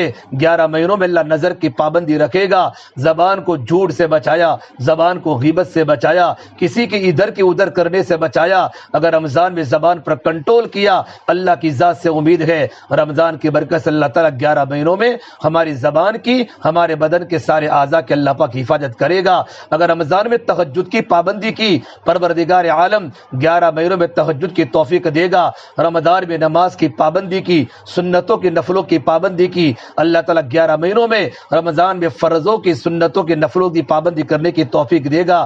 اس سے میری بہنوں رمضان کا مبارک مہینہ دیا ہے، کچھ ہی دنوں کے بعد یہ رمضان چلا جائے گا اور عید کا چاند ہمارے سامنے آ جائے گا۔ اسے فرمایا اللہ کے نبی صلی اللہ تبارک و تعالیٰ علیہ وسلم نے، للصائم فرحتان، روزے دار کے لیے 2 خوشیاں ہیں، روزے دار کے لیے 2 خوشیاں ہیں۔ ایک تو خوشی عند فطر کی، ایک تو افطار کے وقت خوشی ہوتی ہے۔ اللہ کی بندیوں آپ جانتی ہو تمام اللہ کے بندے جو دنیا میں گرمی کے موسم میں رمضان کا روزہ رکھتے ہیں اور رمضان کا روزہ رکھ کر کاروبار کرتے ہیں، بزنس کرتے ہیں، مزدوری کرتے ہیں، گیریج میں کام کرتے ہیں، ڈرائیونگ کرتے ہیں، بہت سے لوگ تو ایسی میں زندگی گزارتے ہیں، لیکن ایک بہت بڑا طبقہ مزدوروں کا طبقہ ہے جو اپنے گھر میں حلال روٹی لانے کے لیے اور اپنے گھر کے بال بچوں کو حلال لقمے کھلانے کے لیے اور بچوں کی عید اچھی ہو جائے، بچوں کے عید کے کپڑے بن جائے، گرمی کے موسم میں رمضان میں روزہ رکھتے ہوئے محنت کر رہے ہیں، مزدوری کر رہے ہیں، جب وہ لوگ افطاری کرتے ہیں تو افطاری کے وقت اللہ پاک ان کے دل میں خوشی دیتا ہے۔ ہماری گھر کی مستورات ہمارے گھر میں کام کرتی ہے، کھانا پکاتی ہے، روٹی پکاتی ہے، گھر کو صاف کرتی ہے، گھر کے برتن مانجتی ہے اور گھر میں کام کرتے کرتے تھک جاتی ہے، جب افطار کے وقت بیٹھتی ہے تو روزہ کھلتے وقت اللہ پاک ٹیسٹ دیتا ہے، اللہ خوشی دیتا ہے۔ یہ اللہ تبارک و تعالیٰ کی طرف سے کہ میری بندی ابھی تک میرے حکموں کی پابند تھی، اگر چاہتی تو چپکے پانی پی سکتی تھی، گھر میں تو کوئی نہیں تھا، بچے بھی نہ تھے، بچے تو اسکول گئے تھے، گھر میں شوہر بھی نہیں تھا، شوہر تو جاب پر تھا، کھانا کھا سکتی تھی اور فریج کھول کر ٹھنڈا پانی پی سکتی تھی۔ نہیں، اللہ کے حکم کو پورا کیا ہے، اللہ تو دیکھ رہا ہے، میں پانی پی نہیں سکتی، میں کچھ کر نہیں سکتی، اللہ کے حکم کو پورا کیا۔ اب اللہ کا حکم آیا، افطاری کا وقت ہو چکا ہے، رمضان کا روزہ کھولو، تو اللہ تعالیٰ دل کے اندر خوشی دیتا ہے، ایک عجیب قسم کی دل میں خوشی پیدا ہوتی ہے، اور خوشی پیدا ہوتے وقت میرے نبی نے فرمایا افطاری کے وقت اللہ کے بندوں کی، اللہ کے بندیوں کی اللہ پاک دعا قبول کرتا ہے۔ فوراً جو بھی زبان سے دعا کروں گی، افطاری کی گھنٹی بجی، افطاری کا وقت ہو چکا اور کھجور جیسے تمہاری منہ میں آئی، اللہ سے دعا کر لی، اے مولا میری مغفرت کر دے، اے اللہ میرے بچوں کی مغفرت کر دے، مجھے ہدایت کا نور دے دے، مجھے ایمان کا نور دے دے، میرا گھر کا یہ پرابلم ہے، میرے گھر کا یہ مسئلہ ہے، دل میں نیت کر کے کھجور منہ میں ڈال دی۔ میرے نبی صلی اللہ تبارک و تعالی علیہ وسلم کی پکی حدیث ہے کہ جو بھی اللہ کا بندہ، اللہ کی بندی افطاری کے وقت جو بھی دعا کرے گی پروردگار عالم اس کو قبول کرے گا۔ اور آگے فرمایا ایک خوشی تو افطار کے وقت ہوتی ہے اور ایک خوشی تو اللہ کی ملاقات کے وقت ہوگی۔ فرحۃ عند لقاء ربی، کہ جب روزے دار اللہ تبارک و تعالیٰ کے پاس جائیں گے تو اللہ تبارک و تعالیٰ عجیب و غریب طریقے سے روزے دار بندوں کی مہمان نوازی کرے گا، چونکہ میرے نبی نے فرمایا ہر عمل کا بدلہ اللہ فرشتوں کے ذریعے دلوائے گا۔ نماز کا بدلہ، صدقے کا بدلہ، زکوٰۃ کا بدلہ، صلہ رحمی کا بدلہ، شوہر کی فرما برداری کا بدلہ، بچوں کی دینی تربیت کا بدلہ پروردگار عالم فرشتوں کے ذریعے دلوائے گا۔ قال اللہ تعالی الا الصوم فانه لی، پروردگار عالم فرماتے ہیں کہ روزہ تو میرے لیے، مجھے راضی کرنے کے لیے میرے بندی نے گرمی کا روزہ رکھا، بھوک برداشت کی، پیاس برداشت کی، تو اللہ تعالیٰ فرماتے ہیں آخرت میں اس کو اپنا دیدار کراؤں گا۔ جنت کی سب سے بڑی نعمت اللہ تبارک و تعالیٰ کی زیارت ہے، اللہ تبارک و تعالیٰ کا دیدار ہے۔ ہمیں اللہ تعالیٰ کا دیدار نصیب ہوگا، پھر اللہ تبارک و تعالیٰ اپنی بندیوں کو اور اپنے بندوں کو رمضان کے روزے رکھنے کی برکت سے اللہ تعالیٰ عجیب قسم سے اللہ پاک نعمتوں سے مالا مال کرے گا۔ جب اللہ پاک دینے پر آئے گا، دنیا کی کوئی انسانیت کسی کے پاس ایسا دماغ نہیں ہے جو دماغ اس بات کو سوچ سکے کہ اللہ تعالیٰ کیا دے گا۔ اللہ اپنی شان کے مطابق دے گا۔ دنیا کا بادشاہ، دنیا کا مالدار جب غریبوں پر مال لٹاتا ہے تو اپنی شان سے لٹاتا ہے کہ مجھے لٹانے دو، اللہ نے مجھے دیا ہے اور میری یہ اوقات ہے، میری یہ شان ہے۔ اللہ تو بادشاہوں کا بادشاہ ہے، احکم الحاکمین ہے، ارحم الراحمین ہے، ذو القوت المتین ہے، اور اللہ تبارک و تعالیٰ بڑے طاقت والے، بڑے قدرت والے، آسمانوں کے مالک، زمینوں کے مالک، سمندروں کے مالک، بحر و بر کے مالک، خلا و فضا کے نظام کو چلانے والے، مشرقین کے بھی رب ہے، مغربین کے بھی رب ہے۔ یہ پورا نظام اللہ کے حکم سے چلتا ہے۔ اتنا بڑا اللہ جب رمضان کے روزہ رکھنے کے بدلے میں جو نعمتیں دے گا میں اور آپ کبھی تصور نہیں کر سکتے۔ اس لیے میری بہنوں اللہ نے موقع دیا ہے، اس موقع کو غنیمت جانے اور رمضان کے مہینے کو صحیح گزارنے کی کوشش کرے اور اپنے مالوں کی زکوٰۃ کو نکالے۔ رمضان کا مہینہ خدمت کا مہینہ ہے۔ اپنے گزشتہ بات کی تھی، اگر اپنے پاس سونا و چاندی پڑا ہوا ہے، کچھ کیش پیسے اگر اپنے پاس پڑے ہوئے ہیں، بہت ساری عورتیں گھر میں کاروبار کرتی ہیں، کوئی تجارت کا سامان پڑا ہوا ہے، تمہارے شوہروں کی زکوٰۃ الگ نکلے گی، عورتوں کی زکوٰۃ الگ نکلے گی۔ اگر ہمارے پاس 52.5 تولہ چاندی ہے یا 7.5 تولہ سونا ہے یا کیش رقم ہمارے پاس کچھ ہے تو ہم پر زکوٰۃ فرض ہو جائے گی۔ تھوڑا سونا ہے، تھوڑا چاندی ہے، تھوڑے پیسے ہیں، تو ان تمام کو ملا کر جو چاندی کا جو نصاب آج کی تاریخ میں 37,000 نصاب بنتا ہے، اگر 37,000 سے زیادہ روپے بن جاتے ہیں تو ہماری مال میں زکوٰۃ کا دینا فرض ہو جاتا ہے۔ 2.5% اپنے مال کی زکوٰۃ نکالے۔ جب زکوٰۃ نکل جائے گی اللہ تعالیٰ بقیہ مالوں کو پاک کر دے گا۔ زکوٰۃ کی برکت سے اللہ مال میں برکت دے گا۔ بلکہ قرآن کریم میں اللہ کے نبی کو اللہ نے فرمایا خذ من اموالہم صدقۃ تطہرہم وتزکیہم بہا وصلی علیہم۔ اے محمد صلی اللہ تبارک و تعالی علیہ وسلم، آپ امت کے مالداروں کے پاس سے مال لے۔ قرآن کریم میں جگہ صدقے کا لفظ ہوتا ہے، یہ صدقے سے مراد زکوٰۃ ہوتی ہے۔ ان کے مالوں میں زکوٰۃ کا مال لے۔ جب وہ لوگ اپنے مالوں کی زکوٰۃ کو ادا کریں گے اللہ تبارک و تعالی تو تطہرہم وتزکی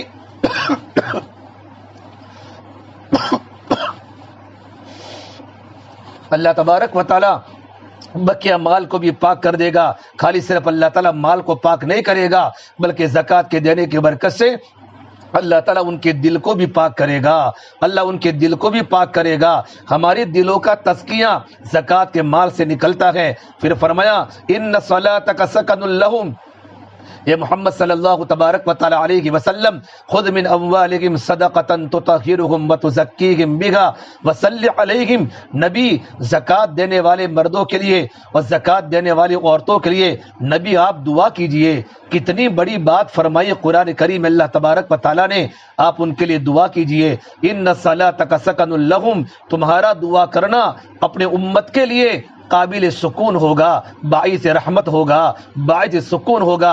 اس سے میرے بہنوں رمضان کا مبارک مہینہ یہ لٹانے کا مہینہ ہے۔ آپ صلی اللہ تبارک و تعالی علیہ وسلم سخاوت کا دریا بن جاتے تھے، اور اللہ کے نبی کی سخاوت تیز ہوا سے بھی زیادہ ہو جاتی تھی۔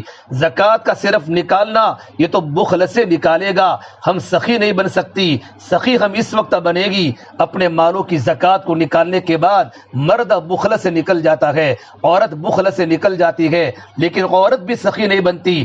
سخی اس وقت بنے گی جبکہ زکوٰۃ کے مال کو دینے کے بعد صدقہ کی رقم دیوے، للہ کی رقم دیوے۔ بہت سے لوگ دنیا میں ایسے ہوتے ہیں جو زکوٰۃ کھا نہیں سکتے، بہت سی عورتیں ایسی ہوتی ہیں جو زکوٰۃ کھا نہیں سکتی، لیکن گھر میں فاقہ ہے، گھر کے حالات اچھے نہیں ہیں، گھر میں پریشانی ہے، اور دیندار لوگ ہوتے ہیں وہ کسی کے سامنے لپٹ لپٹ کر سوال نہیں کرتے۔ اللہ قرآن کریم میں فرماتا ہے لا یسألون الناس الحافا، جس طرح فقیروں کی طرح، غریبوں کی طرح وہ لوگوں کے سامنے لپٹ لپٹ کے سوال نہیں کرتے، بلکہ اپنا دکھ بھی کسی کے سامنے نہیں بتاتے۔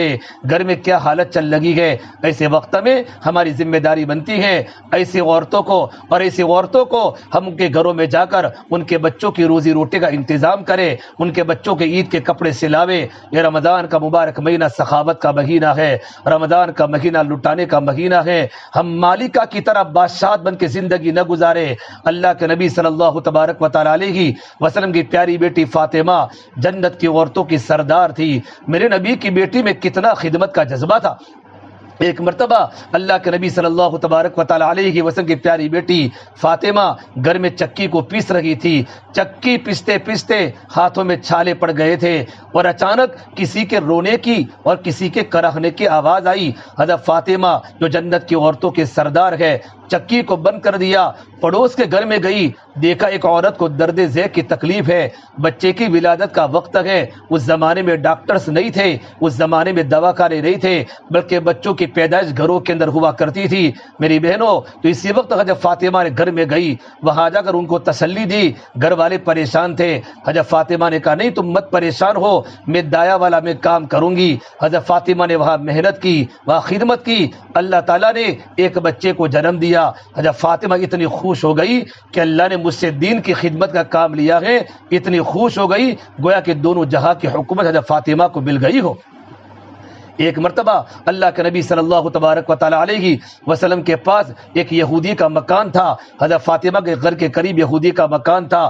یہودی مسلمانوں کی حالت کو دیکھتے دیکھتے اور مسلمانوں کے محلے میں رہتے رہتے اور مسلمانوں کی زندگی کو دیکھتے دیکھتے، چونکہ وہ صحابہ کرام کی زندگیاں تھی، صحابہ کے بچے بھی دیندار تھے، صحابہ کی بچیاں بڑی دیندار تھی، عابدہ تھی، زاہدہ تھی، تقیہ تھی، نقیہ تھی، صالحات تھی، قانتات تھی، حافظات تھی، غافلات تھی، مومنات تھی، محسنات تھی۔ یہ ساری کی ساری نیک عورتوں کی خوبیاں ہے، نیک عورتوں کی صفات ہے۔ اور مدینہ منورہ کا ماحول تھا تو یہودی کو اللہ نے اسلام کی دولت سے نوازا، جو مسلمان ہو گیا پورا خاندان مخالف ہو گیا، کیونکہ مدینہ منورہ میں یہودی بہت کثرت سے رہتے تھے، ان کے بڑے بڑے قبیلے تھے، سب نے مخالفت کی، سب نے بائیکاٹ کیا۔ اور اچانک کیا ہوا خدا کا کرنا کہ اس کی جوان بیوی کا انتقال ہوا، جوان بیوی کا انتقال ہو گیا۔ اب بیوی کا انتقال ہوا، کوئی یہودی ان کے گھر پر نہیں آیا کہ ان کے غسل کا انتظام کرے، ان کے کفن کا انتظام کرے۔ حضرت فاطمہ کو پتہ چلا، حضرت فاطمہ کو پتہ چلا، اللہ کے نبی صلی اللہ تبارک و تعالی علیہ وسلم نے اپنی بیٹی کو زندگی گزارنے کا طریقہ سکھایا تھا، اور اپنی بیٹی کے دل میں اور اپنی بیٹی کے جسم کے روئے روئے میں خدمت کوٹ کوٹ کے بری تھی۔ حضرت فاطمہ حضرت فضہ کو لے کر ان کے گھر پر پہنچی، اور اس بہن کو انہوں نے غسل بھی دیا اور ان کا کفن کا پورا انتظام کیا۔ یہ فاطمہ میں خدمت کا جذبہ تھا۔ میری بہنوں، اللہ نے جوانی کی طاقت دی ہے، ہم خدمت کرنے والی بنے، ہم مخلوق کی خدمت کرنے والی بنے۔ فرمایا اللہ کے نبی صلی اللہ تبارک و تعالی علیہ وسلم نے، لوگوں میں سب سے بہتر وہ ہے جو لوگوں کو نفع پہنچاوے، عورتوں کو نفع پہنچاوے۔ ایک مرتبہ قبیلے بنو سلیم کے بوڑھے آدمی اللہ کے نبی کی خدمت میں آئے، اور اللہ کے نبی کی خدمت میں آنے کے بعد یہ بوڑھے میاں نے اسلام قبول کیا۔ اللہ کے نبی صلی اللہ تبارک و تعالی علیہ وسلم نے پوچھا، وہ تمہارے پاس کوئی مال ہے کہ اللہ کے نبی بنو سلیم کے 30 گھروں میں سے سب سے زیادہ غریب میں انسان ہو.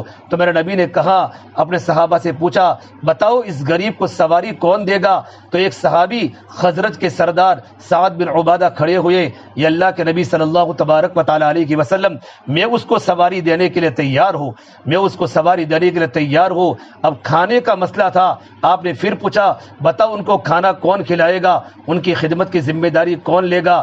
سلمان فارسی کھڑے ہو گئے، یا رسول اللہ صلی اللہ علیہ وسلم ان کی خدمت کی ذمہ داری مجھے دے دو، میں کسی بھی طرح ان کو کھانا کھلاتا ہوں.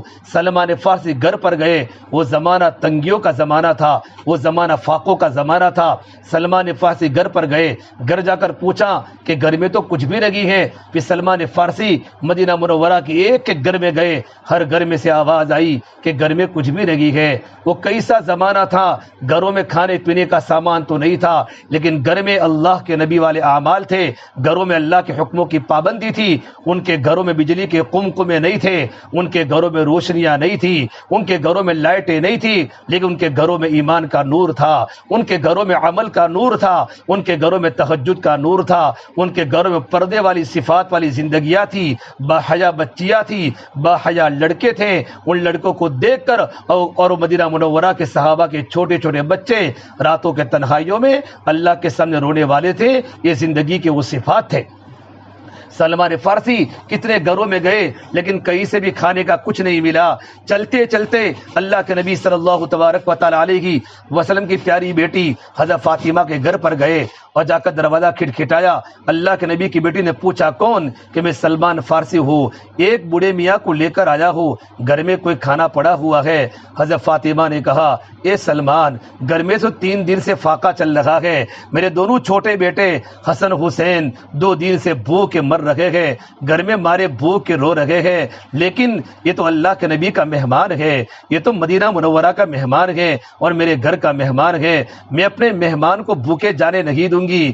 کہا سلمان فارسی ایک کام کرو، شمعون یہودی بڑا مالدار ہے، میرا 2 پٹا لے جاؤ اور میرا 2 پٹا شمعون یہودی کو دے دو اور شمعون یہودی کو یہ بات کہنا کہ محمد رسول اللہ صلی اللہ تبارک و تعالی علیہ وسلم کی پیاری بیٹی فاطمہ نے آپ کو یہ 2 پٹا دیا ہے، ان 2 پٹے کے بدلے میں آپ تھوڑے سے جو دے دو تاکہ غریب کا گھر، غریب کا پیٹ جو سوکھ چکا ہے، اس کی آنتوں میں تکلیف ہو رہی ہے، اس کا پیٹ بھر جائے. شمعون یہودی نے جب یہ بات سنی کہ نبی کی بیٹی فاطمہ نے یوں کہا ہے میرا 2 پٹا دے لو اور تم تھوڑے سے جو دے دو تاکہ غریب کی خدمت ہو جائے، وہ سنتا رہا اور وہ بہت دیر تک اس کے آنکھوں میں آنسو آئے کہ ایسے بھی لوگ ہوتے ہیں، ایسے بھی لوگ ہوتے ہیں کہ خود بھوکا رہ کر دوسروں کو کھلانے کی فکر کرتے ہیں، خود بھوکی رہتی ہے اور دوسروں کو کھلانے کی فکر کرتی ہے. یہ تو میرے نبی نے اپنی بیٹی کو زندگی گزارنے کا طریقہ سکھایا تھا، دوسروں کی خدمت کرنے کا جذبہ فرا تھا. خالی نماز پڑھنے کا نام ہی دین نہیں ہے، رمضان کے روزے رکھنے کا نام ہی صرف دین نہیں ہے، یہ خدمت کرنا سب سے بڑا دین ہے اور آخرت میں سب سے بڑا عمل خدمت کا اللہ کی بارگاہ کے اندر تولا جائے گا. اور خدمت کا عمل شہادت کے بعد سب سے بڑا درجہ تو خدمت کا ہے. جو اللہ کا بندہ اور اللہ کی بندی اللہ کے راستے میں نکلنے کے بعد لڑتے لڑتے شہید ہو جاوے اور شہید کے خون کے قطرے زمین پر گرنے کے پہلے اللہ پاک اس کی مغفرت کر دیتا ہے، یہ شہادت کے بعد سب سے بڑا درجہ پروردگار عالم کی نگاہ میں خدمت کا ہے. خدمت کرنا. فوراً شمعون یہودی نے کہا محمد صلی اللہ علیہ وسلم کی بیٹی فاطمہ مبارک ہو، اس کی بات میرے دل پر اثر کر گئی اور میں کلمہ پڑھتا ہوں، فاطمہ کے ابا کے نام پر کلمہ پڑھتا ہوں، لا الہ الا اللہ محمد رسول اللہ صلی اللہ علیہ وسلم. پھر وہ کلمہ پڑھ کے مسلمان ہو گیا اور یوں فرمایا فاطمہ کو اس کے 2 پٹے واپس کر دینا اور تھوڑے سے جو دیے کہ جو کو لے جاؤ. سلمان فارسی جو کو لے کر حضرت فاطمہ کے پاس پہنچے. حضرت فاطمہ نے جو کو پیسا، اپنی چکی میں پیسا اور اس کی 2 روٹیاں بنائی اور کہا ان عرابی کو، ان آنے والے بوڑھے میاں کو روٹی کھلا دو. سلمان فارسی نے کہا اے فاطمہ تم بھی بھوکی ہو، تمہارے دونوں چھوٹے بچے بھی بھوکے ہیں، تمہارا شوہر بھی بھوکا ہے، تھوڑا سا اپنے گھر میں رکھ لو. حضرت فاطمہ نے کہا یہ کیسے ہو سکتا ہے، جس چیز کو میں اپنے گھر سے نکال چکی ہوں وہ چیز دوبارہ میرے گھر پر نہیں آ سکتا، تم اللہ کے نبی کے پاس چلے جاؤ. سلمان فارسی حضرت فاطمہ کی بات کو سن کر تعجب کیا اور اس دیہاتی اور بوڑھے میاں کو لے کر اللہ کے نبی صلی اللہ تبارک و تعالی علیہ وسلم کی خدمت میں گئے۔ اللہ کے نبی صلی اللہ تبارک و تعالی علیہ وسلم نے جب یہ منظر سنا تو میرے آقا اتنے خوش ہوئے۔ پھر اللہ کے نبی صلی اللہ تبارک و تعالی علیہ وسلم نے اس دیہاتی کو روٹیاں کھلائی۔ پھر اللہ کے نبی اپنی بیٹی فاطمہ کے گھر پر پہنچے اور گھر پر جانے کے بعد اپنی بیٹی کے سامنے مسکرائے اور اللہ سے دعا فرمائی، اے میرے مولا، اے میری بیٹی فاطمہ ہے، بدن سے کمزور ہے، چکی پستے چھالے پڑ چکے ہیں، گھر میں کھانے کے فاقے ہیں، یا اللہ تو میری بیٹی پر رحم فرما۔ میرے نبی نے اپنی بیٹی کے لیے اللہ تبارک و تعالیٰ کے سامنے دعائیں کی۔ میری بہنوں، ہم فاطمہ کی بہن بنے، ہم دنیا کی عورتوں کی نقل نہ اتارے۔ حضرت فاطمہ کی زندگی اتنے بڑے سٹیٹس پر ہونے کے باوجود بھی اور اتنے بڑے مقام پر ہونے کے باوجود بھی کیا زندگی میں تقویٰ تھا، کیا زندگی میں عاجزی تھی، کیا زندگی میں خدمت کا جذبہ تھا۔ ایک مرتبہ اللہ کے نبی صلی اللہ تبارک و تعالی علیہ وسلم حضرت فاطمہ کے گھر میں مصلی بچھا کر نماز پڑھ رہے تھے۔ حضرت فاطمہ نے کہا، یا رسول اللہ، گھر میں بہت فاقہ ہے، گھر میں بہت تنگی ہے۔ میرے آقا صلی اللہ تبارک و تعالی علیہ وسلم نے کہا، میری بیٹی فاطمہ، میں مصلی پر بیٹھا ہوں، اگر تو کہے تو میں اللہ سے دعا کروں کہ پروردگار عالم تیری تکلیف کو دور کرے، تیری مشکلوں کو دور کرے اور اللہ پاک تیرے گھر میں روزی کے دروازے کھول دے۔ لیکن میری بیٹی فاطمہ، اللہ جب روزی دے گا، بیٹا تو دنیا میں مشغول ہو جائے گی اور آخرت کے اعتبار سے محروم ہو جائے گی، عاقبت سے محروم ہو جائے گی۔ میری بیٹی فاطمہ، دنیا چند دن کا سامان ہے، اصل زندگی تو آخرت کی زندگی ہے۔ جب میرے نبی نے اپنی بیٹی کو یہ بات سمجھائی، حضرت فاطمہ فوراً سجدے میں گر گئی اور اللہ کے سامنے توبہ اور استغفار کرنے لگی۔ میری بہنوں، ہم تو اللہ کے نبی کی بیٹی کی طرح زندگی گزارے۔ ایک مرتبہ اللہ کے نبی صلی اللہ تبارک و تعالی علیہ وسلم کے پاس حضرت فاطمہ اور حضرت علی میاں بیوی حضور کی خدمت میں آئے، کیونکہ اللہ کے نبی کے پاس کچھ غلام آئے ہوئے تھے اور حضرت علی رضی اللہ تعالیٰ عنہ کنویں سے پانی نکالتے حضرت علی کو سینے میں تکلیف ہو گئی تھی، تو حضرت علی نے حضرت فاطمہ کو کہا، فاطمہ تمہارے ابا کے پاس جاؤ، کچھ غلام آئے ہوئے ہیں، کچھ نوکر آئے ہوئے ہیں، کچھ باندیاں نوکرانیں آئی ہوئی ہے، میں پانی نکالتے میرے سینے میں تکلیف ہو گئی ہے، آپ اپنے ابا کے پاس جاؤ تاکہ کوئی خادم مل جاوے، ہمارے گھر میں تھوڑا سا کام میں سپورٹ کرے۔ حضرت فاطمہ نے کہا، میرے پیارے شوہر علی، چکی پیستے میرے ہاتھ خراب ہو چکے ہیں، میرے ہاتھ شل ہو چکے ہیں، چھالے پڑ چکے ہیں، میرے بدن پر نشانات پڑ چکے ہیں۔ یہ دونوں میاں بیوی حضرت فاطمہ حضور کی خدمت میں گئی، وہاں جا کر اللہ کے نبی کو سلام کیا۔ اللہ کے نبی صلی اللہ تبارک و تعالی علیہ وسلم پوچھا، بیٹا فاطمہ کیسے آنا ہوا؟ حضرت فاطمہ اللہ کے نبی کو دیکھ کر کچھ نہیں بولی، اللہ کے نبی کے سامنے بات کہتے ہوئے شرم آئی، ابا کے سامنے بات کہتے ہوئے شرم آئی۔ حضرت فاطمہ واپس اپنے گھر پر چلی گئی۔ حضرت علی نے پوچھا، فاطمہ کیا جواب ملا؟ کہ میرے پیارے شوہر علی، میں اپنے ابا کے سامنے کوئی بات نہیں کر سکی۔ پھر دونوں میاں بیوی حضرت علی رضی اللہ تعالیٰ عنہ اور حضرت فاطمہ دونوں کے در حضور کی خدمت میں آئے کہ اللہ کے نبی صلی اللہ تبارک و تعالی علیہ وسلم، ہمارے گھر میں کھانے کا تو فاقہ ہے ہی، یہ اللہ کے نبی کنویں سے پانی نکالتے میرے سینے میں تکلیف ہو چکی ہے، اور فرمایا حضرت فاطمہ نے کہ چکی پیستے میرے ہاتھوں میں چھالے پڑ چکے ہیں، حضور آپ کے پاس کوئی خادم آئے ہوئے ہیں، کچھ غلام آئے ہوئے ہیں، ایک غلام یا کوئی خادمہ ہمیں دے دو۔ تو میرے نبی نے کیا فرمایا، کیا بچی کی تربیت کر رہے ہیں؟ اپنی بیٹیوں کی خواہش حضور نے پوری نہیں فرمائی ہماری طرح۔ آج تو بچے نے یہ مانگا 2000 کی گاڑی دے دو، باپ اٹھا ماں گئی شاپنگ بازار میں اور 2000 کی گاڑی دے دی، 3000 کی گاڑی دے دی۔ وہ لوگ اپنے گھر میں کرکسر سے زندگی گزارتے تھے، مال آتا تھا اللہ کے راستے میں لوٹاتے تھے، اللہ کے بندوں پر خرچ کرتے تھے۔ ایک مرتبہ حضرت فاطمہ کے گھر میں بہت کھانے کا فاقہ تھا، اللہ تعالیٰ نے حضرت علی کو کچھ مال دیا کچھ سالوں کے بعد، تو حضرت علی نے دیکھا کہ فاطمہ نے کبھی زندگی میں کوئی زیور نہیں پہنا، اپنی فاطمہ کے لیے ہار بنوایا۔ وہ اللہ کے نبی کی خدمت میں گئی، اللہ کے نبی صلی اللہ تبارک و تعالی علیہ وسلم نے حضرت فاطمہ کے گلے میں سونے کا ہار دیکھا تو اللہ کے نبی نے منہ پھیر لیا۔ فاطمہ سمجھ گئی کہ میرے ابو مجھ سے سونے کا ہار نہیں چاہتے، میرے ابو یہ چاہتے ہیں کہ زندگی چند دن کا سامان ہے، دنیا کی زندگی چند دن کا سامان ہے، بیٹی تو جنت دنیا میں ہار پہنے گی تو جنت میں زیورات پھر کون پہنے گا؟ حضرت فاطمہ کو حضور نے کچھ نہیں بولا، صرف اپنا چہرہ پھیر لیا۔ فاطمہ سمجھ گئی اور گھر جانے کے بعد اپنے گلے سے سونے کا زیور نکال کر اس کو بیچ کر جو رقم آئی وہ رقم مدینہ کے غریبوں پر تقسیم فرما دی۔ یہ اللہ کے نبی کی بیٹی کی زندگی تھی۔ حضرت علی اور حضرت فاطمہ دونوں حضور کی خدمت میں گئی تو اللہ نے فرمایا یہ علی فاطمہ سنو، میرے پت اصحاب صفہ چبوترے میں جو قرآن پڑھتے تھے، اصحاب صفہ ان کو بولتے ہیں، جو مدینہ منورہ کے صحابہ کرام تھے، جن کا گھر نہ تھا، جن کا در نہ تھا، وہ اللہ کے نبی کے پاس پڑھتے تھے، مسجد نبی کے اندر رہتے تھے، ان کا کھانے کا کوئی نظم نہیں ہوتا تھا۔ تو میرے نبی نے فرمایا فاطمہ یہ اصحاب صفہ بہت غریب ہے، ان کے گھروں میں ان کے کھانے کا فاقہ ہے، کتنے دن سے بھوک کے ساتھ زندگی گزار رہے ہیں، میں چاہتا ہوں ان غلاموں کو بیچ کر اس کی جو قیمت آوے ایک قیمت میں ان غریبوں پر اصحاب صفہ پر لگاؤ۔ اور کہا میری بیٹی فاطمہ مدینہ میں بہت سارے غریب ہیں، جب تک مدینہ کے غریبوں پر ایک غلام کی قیمت تقسیم نہیں ہوگی تب تک تیرے گھر پر ایک غلام نہیں آ سکتا۔ آج ہم ہوتے تو کیا کرتے، لیکن اللہ کے نبی صلی اللہ تبارک و تعالی علیہ وسلم کی نظر اپنی اولاد سے زیادہ اپنی امت کے غریبوں پر تھی، اپنی امت کے فقیروں پر تھی، اور اپنی بیٹی کو سکھایا بیٹا انصاف کیسے کیا جاتا ہے کہ گھر کے بچے تکلیف برداشت کریں گے لیکن دوسروں کے بچے تکلیف برداشت کریں، یہ میرے نبی کو گوارا نہیں تھا۔ پھر اللہ کے نبی صلی اللہ تبارک و تعالی علیہ وسلم جو بات فرمائی، حضرت علی حضرت فاطمہ دونوں کے دونوں گھر چلے گئے۔ پھر رات کے وقت آپ صلی اللہ تبارک و تعالی علیہ وسلم ان کے گھر پر آئے۔ حضرت فاطمہ علی کے پاس ایک کمبل تھا، اتنا چھوٹا کمبل تھا، اگر سر پر ڈالتے تو پیر کھل جاتے تھے، پیر پر ڈالتے سر کھل جاتے تھے۔ یہ دونوں اپنے گھر میں آرام فرماتے۔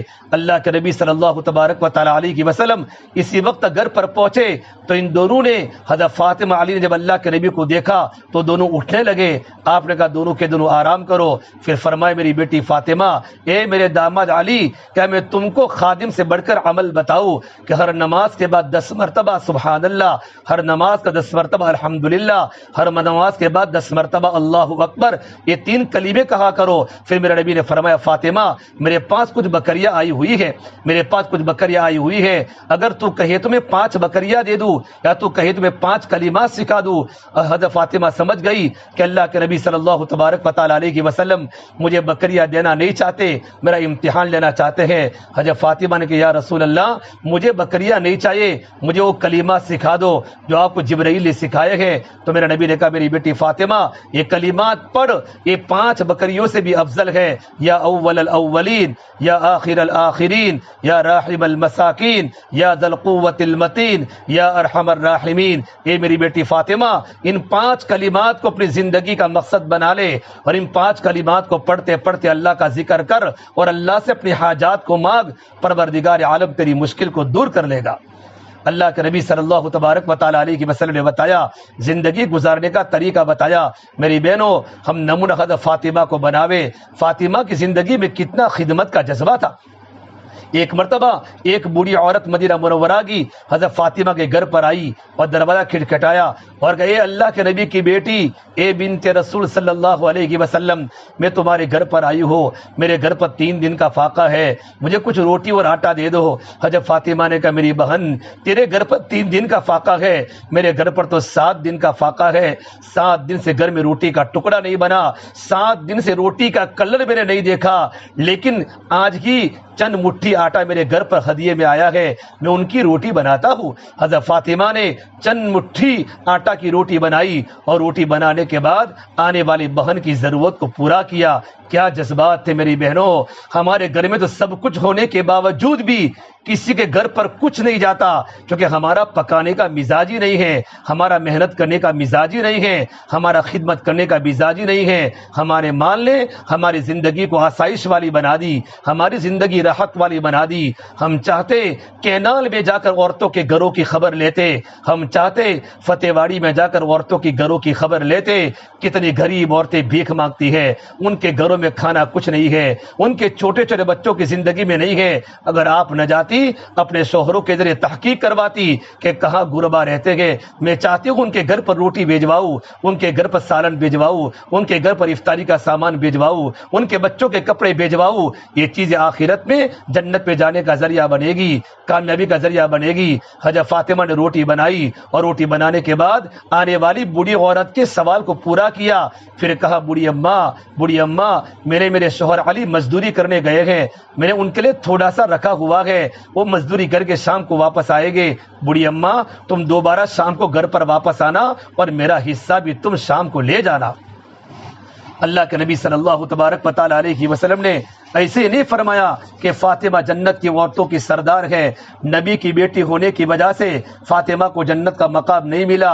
نبی کی بیٹی تو زینب بھی تھی، نبی کی بیٹی تو رقیہ بھی تھی، نبی کی بیٹی تو ام کلثوم بھی تھی۔ فاطمہ کو جو مقام ملا ہے یہ فاطمہ کی صفات کی بنیاد پر ملا ہے، حضرت فاطمہ کی نیکی کی بنیاد پر ملا ہے، حضرت فاطمہ کی قربانی کی بنیاد پر ملا ہے۔ میری بہنوں، اللہ آپ کو جزائے خیر عطا فرماوے۔ آپ میں بھی خدمت کا جذبہ ہے، اللہ نے آپ میں بھی سب کچھ صفات دیے گئے۔ یہ رمضان کا مبارک مہینہ یہ سخاوت کا مہینہ ہے، رمضان کا مبارک مہینہ یہ لٹانے کا مہینہ ہے۔ للہ رقم جمع کر کے لوگوں کی خدمت کرو، صدقے کی رقم جمع کر کے لوگوں کی خدمت کرو۔ فرمایا اللہ کے نبی صلی اللہ تبارک و تعالی علیہ وسلم نے حسنوا اموالکم بالزکاۃ، زکوٰۃ کو دے کر اپنے مالوں کی حفاظت کرو۔ وداؤوا مرضاکم بالصدقہ، صدقے کی بڑی بڑی رقمیں نکال کر اپنے بیماروں کا علاج کیا کرو۔ واستقبلوا امواج البلاء بالدعاء والتضرع، اور آنے والے حالات، آنے والی پریشانیوں کا علاج اللہ کے سامنے رو رو کے، اللہ تعالیٰ کے سامنے گڑ گڑا کر آنے والے حالات کی عافیت سے اللہ کے سامنے دعا کرو۔ میری بہنوں، یہ چند دن کی زندگی ہے، اس کے بعد موت آنی ہے، قبر میں جانا ہے۔ جب ماں کی زندگی میں دین ہوگا تو ماں کی زندگی کی وجہ سے اولاد کی زندگی میں دین آئے گا، ہماری اولادیں نیک بنے گی، ہماری اولادوں کی زندگی میں اللہ تبارک و تعالیٰ کا دین آئے گا اور ہماری اولاد دیندار بنے گی، کیونکہ بچے تو ماں باپ کی ماں کی زندگی کو دیکھتے ہیں، بچے تو ماں کی زندگی کو دیکھتے ہیں۔ جیسی ماں کی زندگی ہوگی جیسی ماں کی زندگی ہوگی ویسی بچوں کی زندگی ہوگی۔ آج عورتیں مائیں تو بن جاتی ہیں مگر ان کو یہ نہیں پتا ہوتا کہ بیٹی کی تربیت کیسی دینی ہے۔ ماں بن گئی مگر بیٹے کو تربیت کیسی دینی ہے اس کا بالکل پتہ نہیں ہوتا، اس نے خود ہی تربیت نہیں پائی ہوتی، اپنی بیٹے کو کیا تربیت دے گی۔ آج یہی ایک بنیادی وجہ ہے، ہمارے ماحول معاشرے میں بچوں کی صحیح تربیت نہیں ہوتی۔ ایک وقت تھا جب مائیں بچوں کی اچھی تربیت کے لیے ہر وقت کوشش کرتی تھی، ماں کی ایک فکر تھی میرا بیٹا دیندار بنے، میرا بیٹا نیک بنے۔ آج کوئی ماں جو یہ کہے کہ میں بچے کا یقین اللہ کے ساتھ بناتی ہوں، ہے کوئی ماں جو یوں کہے کہ میں صبح شام کھانا کھلاتے کھلاتے اپنے بیٹے کو تربیت دیتی ہوں، ہر حال میں بیٹا سچ بولنا ہے۔ ان چیزوں کی طرف ہماری توجہ نہیں ہوتی۔ میرا بیٹا تو برتھ ڈے منا رہا ہے، میری بیٹی تو برتھ ڈے میں کیک کاٹ رہی ہے، ماں پر کوئی اثر نہیں، باپ پر کوئی اثر نہیں۔ ذرا سی باپ نصیحت کر دے تو ماں فوراً کہتی ہے بڑا ہوگا تو ٹھیک ہو جائے گا، بچوں کو کچھ مت کہو۔ بلکہ شوہر چاہتا ہے گھر میں اللہ کا دین آوے، گھر میں پردہ آوے، گھر میں سادگی آوے، تو گھر کی بیوی شوہر کے سامنے ہو جاتی ہے۔ یہ تربیت نہ ہونے کی وجہ سے آج اولاد جب بڑی ہو جاتی ہے تو اپنے ماں باپ سے یوں نفرت کرتی ہے جیسے کہ پانپ سے نفرت کی جاتی ہے۔ ماں اپنے مقام کو بھول گئی۔ میری بہنوں، ایک وقت تھا صبح کی نماز عورتیں پڑھا کرتی تھی اور بچوں کو اپنی گود میں لے کر کوئی سورہ یاسین پڑھ رہی ہوتی، کوئی سورہ واقعہ پڑھ رہی ہوتی، کوئی قرآن کی تلاوت کر رہی ہوتی۔ اس وقت بچے کے دل میں انوارات اتر رہے ہوتے تھے۔ آج وہ مائیں کہاں گئی جو صبح کے وقت بچے کو گود میں لے کر قرآن پڑھا کرتی تھی۔ آج تو سورت نکل جاتا ہے، بچہ بھی سویا ہوا ہے اور ماں بھی سوئی ہوئی ہے۔ شام کا وقت ہوتا ہے، بچے کو ماں نے گود میں ڈالا، ادھر سینے سے لگا کر دودھ پلا رہی لگی ہوتی ہیں، ساتھ ہی بیٹھی بیٹھی فلمیں دیکھ رہی ہے، سیریلیں دیکھ رہی ہے، ڈرامہ دیکھ رہی ہے، واٹس ایپ پر چل رہی ہے، فیس بک پر چل رہی ہے، ہنس ہنس کے باتیں کر رہی ہے۔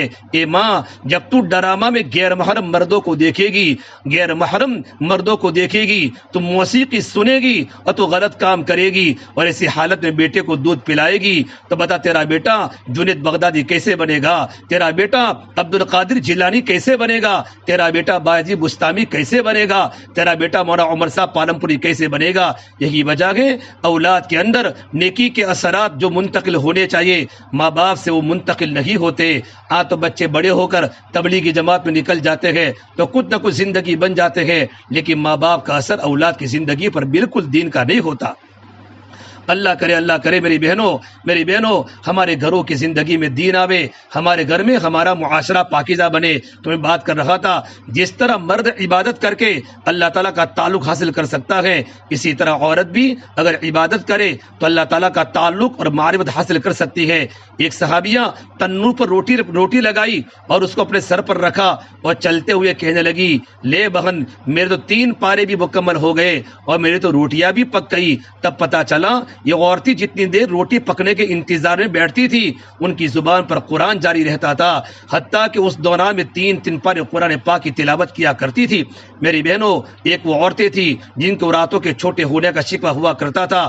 آج ہماری مائیں و بہنیں جن میں سے بہت کم ہیں جو عورتیں 5 وقت کی نماز کی پابند بھی ہے۔ اللہ کرے ہمارے گھر میں نماز کا ماحول بن جائے۔ ایک وقت تھا جب خاوند تجارت کے لیے گھر سے نکلا کرتا تھا، بزنس کے لیے، اور ان کی بیویاں مسلح پر بیٹھ کر چاش کی نمازیں پڑھا کرتی تھی۔ ان کی بیویاں اپنے دامن پھیلا کر اللہ سے دعائیں مانگتی تھی، یا اللہ میرا میاں اس وقت رزق حلال کے لیے محنت کرنے کے لیے گھر سے نکل پڑا ہے، اس کے رزق میں برکت عطا فرما، اس کی صحت میں برکت عطا فرما، اس کے کام میں برکت دے دے۔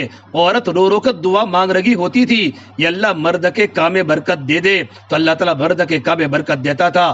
کہاں گئی وہ عورتیں جو گھر میں بیٹھ کر اپنے خاوندوں کو تجارت میں برکت کے یوں دعا کرے؟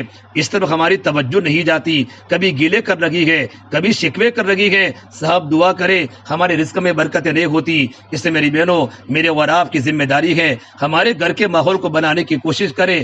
ہمارے گھر کا جب ماحول بنے گا انشاءاللہ اللہ تعالی ہمارے گھر میں ہمارے بچوں کو دیندار بنائے گا، ہمارے بچوں کو نیک بنائے گا۔ میرے بہنوں، یہ رمضان کا مبارک مہینہ اب جانے کا وقت قریب ہے، کچھ ہی دنوں کے بعد تو عید کا چاند شروع ہو جائے گا۔ اس لیے تراویح کا بڑا اہتمام کرے، نمازوں کا اہتمام کرے، روزانہ قرآن کریم کی تلاوت کا معمول بناوے، کم سے کم 3 پارے پڑھنے کا کم سے کم معمول ہو۔ اگر 3 پارے پڑھے گی تو آپ کا رمضان میں 3 کلام پاک ختم ہوں گے۔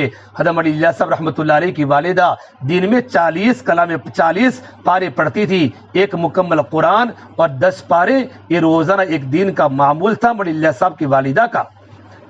حضرت مولانا احتشام صاحب تھانی کاندلی فرماتے ہیں کہ مولانا یحییٰ صاحب، مولانا زکریا صاحب کے ابا کاندلا جاتے تھے، اپنی بوڑھی اماں، اپنی دادی، اپنی نانی کو قرآن سنانے کے لیے۔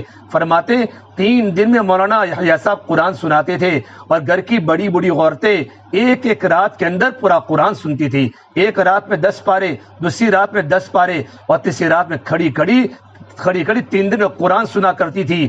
یہ قرآن سے تعلق تھا، یہ اللہ کی محبت کی علامت تھی۔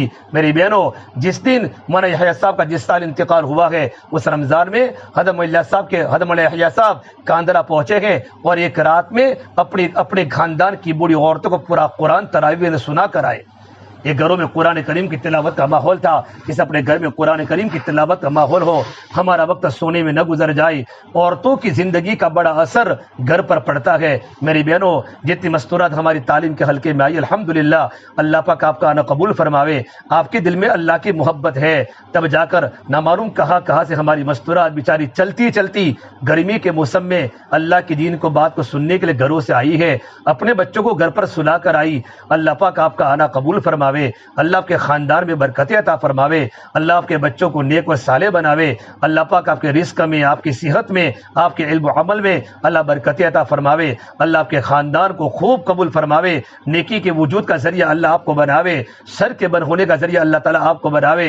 اس سے میری بہنوں، یہ رمضان کا مبارک مہینے میں اللہ تعالیٰ کوئی نہ کوئی دعا قبول کرتا ہے۔ سے افطاری کے وقت بھی دعا کرے، ہر فرض نماز کے بعد دعا قبول ہوتی ہے، ہر فرض نماز کے بعد دعاؤں کا اہتمام کرے، تہجد خدمت کی وجہ تھوڑی جلدی اٹھ جائے، آپ اپنے شوہر کی خدمت کرتی ہے، اپنے بچوں کی خدمت کرتی ہے، تھوڑا جلدی اٹھ جاوے، اور جلدی اٹھنے کے بعد اللہ موقع دے رہا ہے 8 رکعت 6 رکعت تہجد کی نماز پڑھے، پھر اللہ کے سامنے روے گڑ گڑاوے۔ یہ رمضان کا مبارک مہینہ برکتوں کا مہینہ ہے، اللہ کی رحمتوں کا مہینہ ہے۔ جیسا رمضان گزرے گا ویسے 11 مہینے گزریں گے۔ مولانا عمر صاحب پالم پوری فرماتے تھے زندگی گزارو رمضان کی طرح تاکہ تمہاری موت آوے عید کے چاند کی طرح، زندگی گزارو رمضان کی طرح کہ رمضان میں مرد بھی، عورتیں بھی اور بچے بھی روزے کے پابند ہوتے ہیں، اللہ کے حکموں کے پابند ہوتے ہیں، کوئی اللہ کی نافرمانی کی طرف نہیں پھٹکتا، کوئی گناہ کا کام نہیں کرتا، زبان بھی ہماری پاک رہتی ہے، ہمارا دل بھی پاک رہتا ہے۔ حضرت فرماتے تھے زندگی گزارو رمضان کی طرح، جس طرح میں نے اور آپ نے رمضان گزارا ہے زندگی ہماری ویسی گزرنی چاہیے۔ رمضان کے علاوہ 11 مہینے ہمارا شیڈیول بن جاوے، نظام الاوقات بن جاوے، اتنے وقت کی مجھے تلاوت کرنی ہے، اتنے وقت مجھے نماز پڑھنا ہے، سارا کا سارا نظام الاوقات بن جاوے۔ پھر فرماتے تھے زندگی گزارو رمضان کی طرح تاکہ تمہاری موت اب عید کے چاند کی طرح۔ عید کے چاند پر ہر مسلمان کو خوشی ہوتی ہے میری بہنوں، چونکہ رمضان کا روزہ رکھا ہے، گرمی کے روزے رکھے گئے، گرمی کے روزے میں گھروں میں کام کیا ہے اور رات کو تراویح پڑھی ہے، تو فرماتے ہیں کہ جب عید کا چاند ہوتا ہے، عید کی چاند کی ہر ایک کو خوشی نہیں ہوتی، جسے رمضان کا روزہ رکھا اس کو خوشی ہوگی، اور جس نے رات کو تراویح پڑھی ہوگی اس کو خوشی ہوگی، ورنہ جو لوگ رمضان کا روزہ نہیں رکھتے اور جو رات کو تراویح نہیں پڑھتے ان کو کبھی بھی خوشی نہیں ہوتی، اگرچہ وہ نئے کپڑے پہنتے ہو، نئے چپل پہنتے ہو یا نئی چپل پہنتی ہو، ان کے دل میں اللہ خوشی نہیں ڈالتا، اللہ تو روزے دار کے دل میں خوشی ڈالتا ہے۔ پھر عید کے موقع پر اللہ تبارک و تعالیٰ کی طرف سے مغفرت کا منظر اللہ تعالیٰ سجاتا ہے، اللہ سب کی مغفرت کر لیتا ہے۔ اے میری بندیوں، تو رمضان میں گھر کے کام کاج کے ساتھ گرمی کے موسم میں روزے رکھے، تم نے بھوک کو برداشت کیا، تم نے پیاس کو برداشت کیا، رات کو تم نے قیام کیا، تہجد پڑھا، تراویح پڑھی، قرآن کی تلاوت کی، مجھے یاد کیا۔ یہ رمضان کا مبارک مہینہ اللہ کو یاد کرنے کا مہینہ ہے اور اللہ سے مانگنے کا مہینہ ہے، اللہ تبارک و تعالیٰ کی طرف سے مغفرت کا اعلان ہوگا، اے میرے بندی میں نے تیری ساری زندگی کے گناہوں کو معاف کر لیا۔ اس نے میری بہنوں یہ رمضان کا مہینہ آخری عشرہ آ رہا ہے، پہلا عشرہ رحمت کا ہے، دوسرا عشرہ مغفرت کا ہے، اور تیسرا عشرہ جو ہوتا ہے وہ جہنم سے آزادی کا ہے۔ اس میں اللہ پاک شب قدر کی رات ہے، رمضان میں اللہ نے شب قدر کی رات بنائی ہے۔ اس نے میری بہنوں آخری دنوں میں ہو سکے تو اعتکاف کرے۔ اللہ کے نبی صلی اللہ تبارک و تعالیٰ علیہ وسلم رمضان میں جتنا مجاہدہ کرتے تھے، کان رسول اللہ صلی اللہ علیہ وسلم یجتہد فی رمضان ما لا یجتہد فی غیرہ۔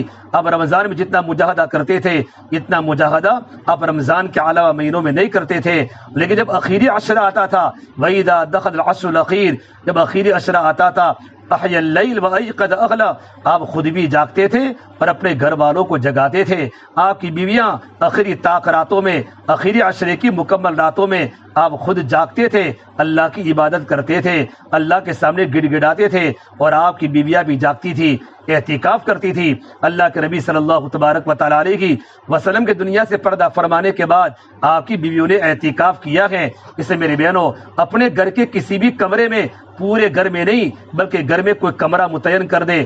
عام طور پر جس کمرے میں ہم نماز پڑھتی ہے وہ ہمارا کمرہ، اگر گھر بڑا نہ ہو گھر چھوٹا ہو تو گھر کا ایک کونا طے کر لے۔ اگر ہمارے گھر میں 4-5 کمرے ہیں، ایک کمرہ طے کر لے، اس کمرے کے دائرے میں ہمیں اعتکاف کرنا ہے، کھانا بھی وہاں کھانا ہے، پانی بھی وہاں پینا ہے، وہاں کھانا بھی پکا سکتی ہے، اگر ضرورت پڑے کوئی پکانے والا گھر میں نہ ہو، بچوں سے بات بھی کر سکتی ہے، وہاں ٹیلی فون سے بات بھی کر سکتی ہے، اگر ضرورت سے باہر نکلنا پڑے ضرورت سے تو نکل سکتی ہے، لیکن بغیر ضرورت کے وہاں سے گھر سے باہر نہ نکلے۔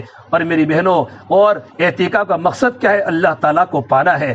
اعتکاف کا مقصد اللہ تبارک و تعالیٰ کو پانا ہے۔ یہ اللہ میں ساری زندگی بڑی گناہ کہے ہے، یہ اللہ تو مجھے معاف فرما دے، میں تیرے در پر آئی ہوں، میں نے ایک جگہ طے کی ہے، اس جگہ پر تیرے سامنے عبادت کروں گی۔ اللہ کے سامنے توبہ استغفار کرے اور اپنے مردوں کو بھی ترغیب دے کہ وہ بھی مسجدوں میں جا کر اعتکاف کرے۔ رمضان کا مہینہ یہ دنیا کمانے کا مہینہ نہیں ہے، رمضان کا مہینہ تو اللہ کی رحمت کے لوٹنے کا مہینہ ہے، نیکیوں کے کمانے کی سیزن ہے۔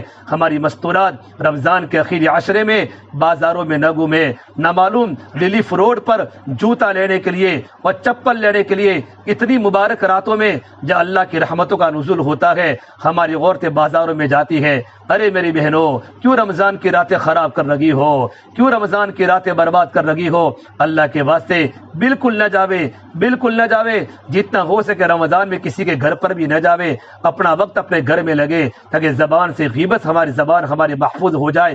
اسے میرے بہنوں اب آخری دن آ رہے ہیں، آئندہ انشاءاللہ دوبارہ بات بھی ہوگی۔ 20 رمضان کو بھی ہمارا بود آتا ہے، 27 رمضان کو بھی ہمارا بود کا دن آئے گا، 2 جگہ پر انشاءاللہ بیان ہی ہوگا۔ میری بہنوں آپ سے گزارش ہے دوسری مستورات کو بھی ترغیب دے کر لاوے تاکہ ان کے سامنے اللہ کے دین کی بات پڑھے۔ میری بہنوں اللہ تعالیٰ آپ کو قبول فرماوے۔ ہم اللہ سے دعا کریں، زندگی موت کا بھروسہ نہیں ہے، ہمیں مرنا ہے اور ہمیں قبر میں جانا ہے، اور موت کے بعد کی زندگی بڑی خطرناک ہے۔ میری بہنوں اٹھتی جوانیاں مت دیکھو، اٹھتے جنازے دیکھو، شادی کی بارات مت دیکھو، موت کے ماتم دیکھو۔ ہم سب کو مرنا ہے اور قبر میں جانا ہے، اور قبر کی زندگی بڑی عجیب ہے۔ ہم بڑے بڑے بنگلوں پر قناعت نہ کریں، یہ تو چند دن کا سامان ہے۔ آج بنگلے میں رہتے ہیں، کل قبر کے کیڑے مکوڑے کا شکار ہونا ہے۔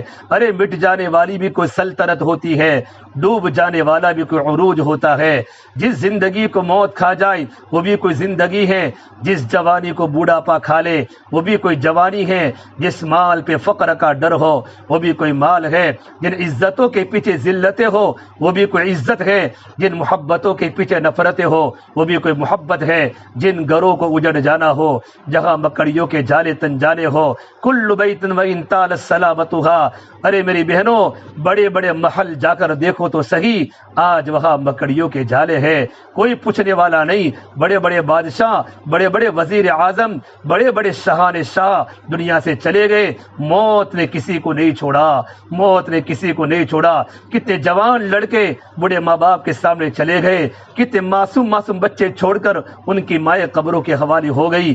ہر ایک کو مرنا ہے، اور فرمایا اللہ کے نبی صلی اللہ علیہ وسلم نے جیسی زندگی گزاروں گے ویسی موت آئے گی، جیسی موت آئے گی ویسے قبر سے اٹھائے جاؤ گی۔ میری بہنوں عقل مند مرد وہ ہے، عقل مند عورت وہ ہے جو موت سے پہلے اپنی نفس کی نگرانی کرے، اپنی زندگی کا حساب کرے، اور موت سے پہلے موت کی تیاری کرے۔ ایک وہ دن آئے گا ہمارے گھر میں سب جدا ہو جائیں گے، شوہر بیوی سے جدا ہوگا، بیوی شوہر سے جدا ہوگی، ہماری اولادیں ہم سے جدا ہو جائے گی، ہمارے جوان لڑکے ماں کا جنازہ اٹھائیں گے۔ جس بنگلے میں، جس فلیٹ میں ہم نے زندگیاں گزاری، وہاں سے ہمارے جنازے کو لفٹ کے ذریعے نیچے لایا جائے گا۔ کچھ لوگ ہمارے جنازے کے پیچھے چلتے ہوں گے، ایک عام قبرستان میں مٹی کھود کر ہمیں ڈال کر ہماری اولادیں آ جائے گی، پیچھے ہمیں کوئی یاد نہیں کرے گا۔ اس سے میری بہنوں زندگی کے دین کی قدر کرو۔ ایک صحابی نے کہا یا رسول اللہ مجھے موت سے بہت ڈر لگتا ہے۔ آپ نے کہا تمہارے پاس مال ہے کہ میرے پاس مال ہے؟ کہ مال کو اللہ کے راستے میں لٹا دو، مال جہاں جائے گا وہاں دل جائے گا، چونکہ آدمی کو سب سے محبوب مال ہے، جہاں مال جائے گا اللہ کے پاس تو تمہارا دل بھی مرنے کی تمنا کرے گا۔ اس لیے میری بہنوں محنت کر کے اپنے عمل کو بھی آگے بڑھاؤ، جان اور مال کو اللہ نے جنت کے بدلے میں خرید لیا ہے۔ میری بہنوں اللہ کو جزائے خیر عطا فرماوے۔ ہماری پوری بلڈنگوں میں جتنی مستورات ہے یہ مستورات پردے کی پابند بنے، قرآن کی تلاوت کی پابند بنے۔ پردہ فرض ہے، پردہ فرض ہے، پردہ فرض ہے۔ ہمارے گھر میں کوئی نوکر ہمارے گھر میں مسلمان بھی نہ ہو، غیر مسلم بھی نہ ہو، جو ہمارے گھروں میں آتے جاتے پھرے۔ اس سے احتیاط کرے۔ اگر ہمارا ڈرائیور ہے تو گھر کا باہر کھڑا رہے، باہر سے چابی لے کر ہمارا ڈرائیور گھر سے باہر نکل جاوے۔ یہ اسلامی معاشرہ نہیں ہے۔ ہم کیوں غیروں کا کلچر ہمارے گھروں میں لاوے؟ نہیں میری بہنوں، گھر میں کام کرنے والی خادمہ ہو، گھر میں کام کرنے والی عورت ہو، باہر کام کرنے والا گاڑی کا ڈرائیور مرد ہو، گھر میں عورتیں رہے گی، گھر کے باہر مرد رہے گا۔ یہ ہمارا اسلامی معاشرے کا نظام ہے، یہ ہماری اسلامی معاشرے کی تکمیل ہے۔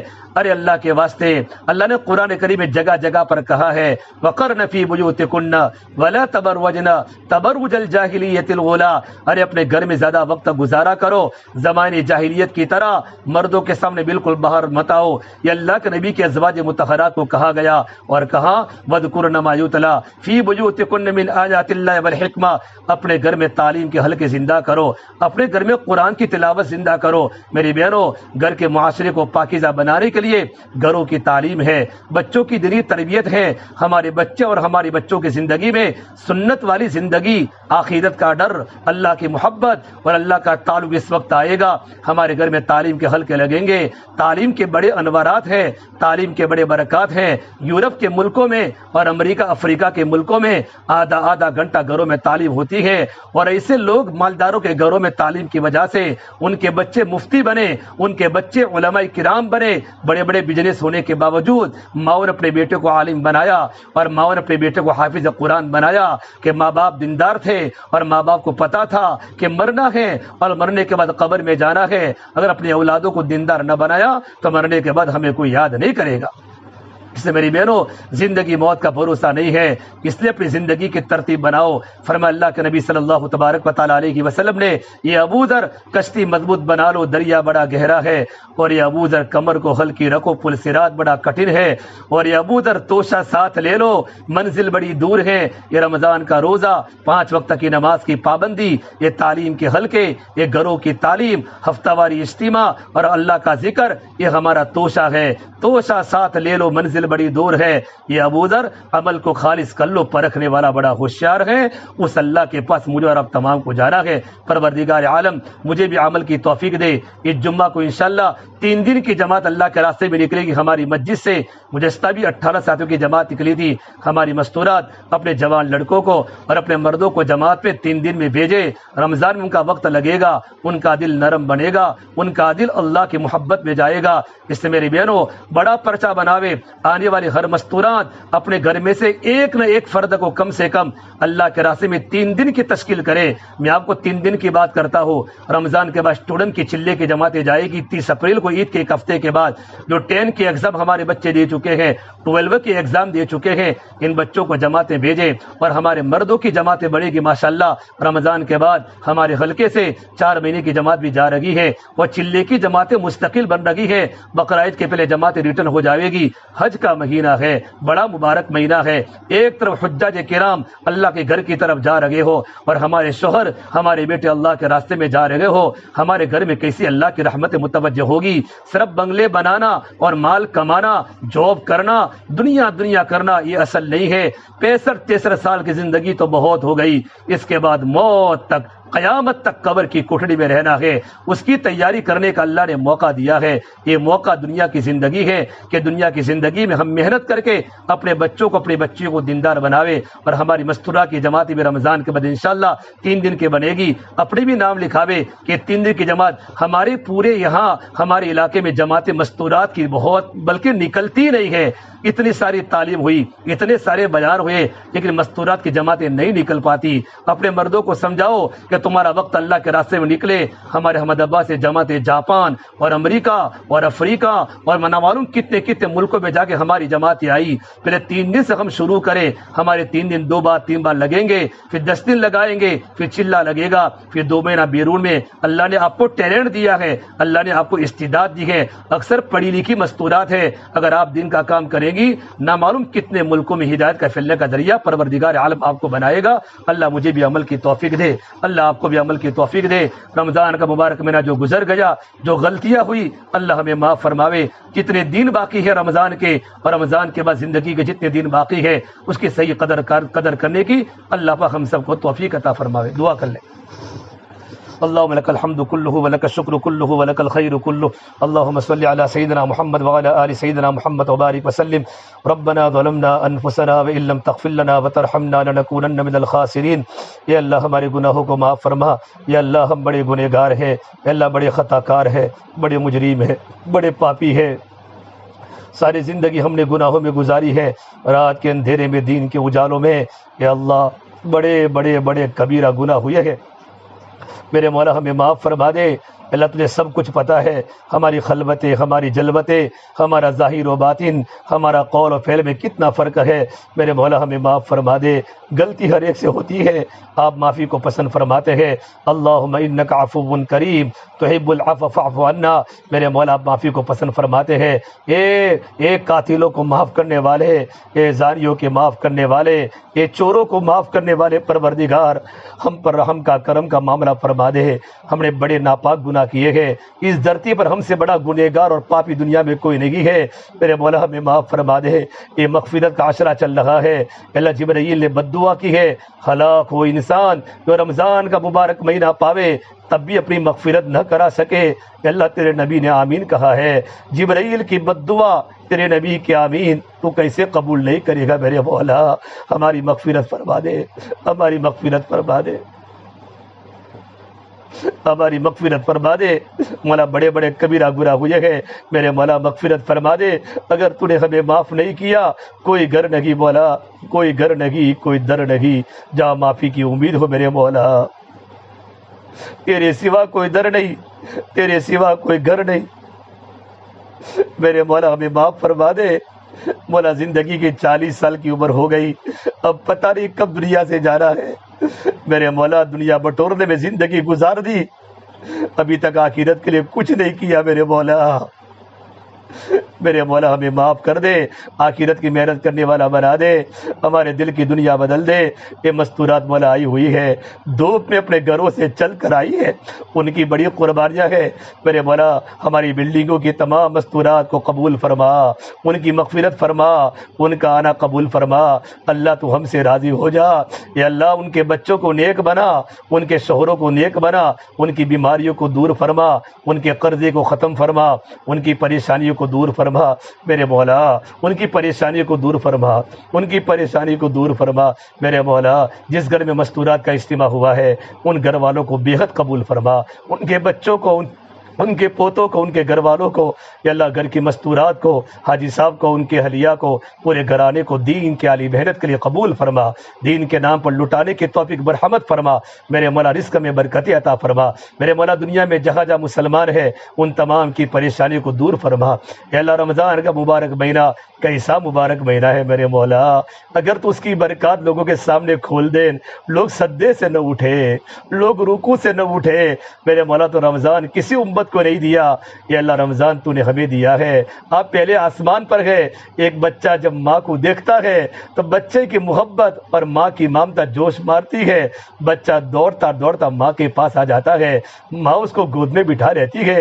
اے 70 ماؤں سے زیادہ رحم کرنے والے اللہ، ہم تیرے گنہگار بندے ہیں، ہمیں اپنی رحمت کی چادر میں لپیٹ لے اور ہمیں معاف فرما دے، ہمیں معاف فرما دے میرے مولا، پوری امت کو معاف فرما دے۔ ہماری والدہ کی عمر میں برکت عطا فرما، یا اللہ آنکھوں سے نابینا ہے، ایک آنکھ سے بہت کم دکھتا ہے، ان کو شفا کاملہ دائمہ عطا فرما، ان کو تیرے گھر کی حج کی زیارت عطا فرما میرے مولا، والد مرحوم کی قبر کو نور سے منور فرما، بڑی محنت سے کھیتوں میں مزدوری کر کے ہمیں عالم بنایا، لوگوں کے گھروں میں برتن مانج کے ہمیں پڑھایا، اللہ ان کو بہترین بدلہ دنیا آخرت میں عطا فرما میرے مولا، ہمارے گھر والوں کو دین دے دے، ہمارے بچوں کو، ہمارے بھائی بہنوں کو دین دے دے، ہمارے خاندان والوں کو دین دے دے میرے مولا، ہمیں دیندار گھروں میں شامل فرما دے۔ یا اللہ زندگی کے دن بڑے کڑوے گزرے ہیں پڑھنے کے زمانے کے میرے مولا، بڑے زندگی کے دن تنگی کے گزرے ہیں میرے مولا، لیکن تو نے ہمیں پڑھایا، تو نے ہمیں پڑھایا میرے مولا، جو پڑھا ہے اس پر عمل کرنے کی توفیق مرحمت فرما، اور موت تک دین کے کام میں لگے رہنے کی، جمع رہنے کی توفیق مرحمت فرما میرے مولا، ہمارے گھرانے کو قبول فرما، پورے عالم کے ایک ایک مسلمان کو قبول فرما میرے مولا، میرے مولا، میرے مولا، تجھ سے دوستی کرنی ہے لیکن گناہ بیچ میں آڑے آتے ہیں، تیرے نیک بندے تجھ سے دوستی کر بیٹھے ہیں میرے مولا، میرے مولا، ہمیں معاف کر دے، ہمیں معاف کر دے، ہمیں معاف کر دے میرے مولا، ہمیں معاف کر دے، پوری امت کو معاف فرما دے۔ آپ پہلے آسمان پر ہماری دعا کو سن رہے ہیں، مولا ہماری دعا کو قبول فرما، ہماری دعا کو قبول فرما، ہمارے بچوں کو نیک و صالح بنا، ان کو شفاء کاملہ دائم عطا فرما۔ جتنے بھی یا اللہ مستورات ہیں، جتنے بھی مرد ہیں یا اللہ تمام کو تو قبول فرما، پوری امت کی پوری مغفرت فرما، رمضان کی گھڑیوں کی ایک ایک گھڑی کی قدر کرنے کی توفیق مرحمت فرما۔ ہماری دعا کو اپنے فضل و کرم سے پیارے حبیب محمد مصطفیٰ سرور کونین سرکار دو عالم صلی اللہ تبارک و تعالی علیہ وسلم کے صدقے طفیل ہم سب گنہگاروں کی دعاؤں کو قبول فرما۔ ربنا تقبل منا انک انت السمیع العلیم، وصلی اللہ تعالی علی خیر خلقہ محمد وعلی آلہ وصحبہ اجمعین برحمتک یا ارحم الراحمین۔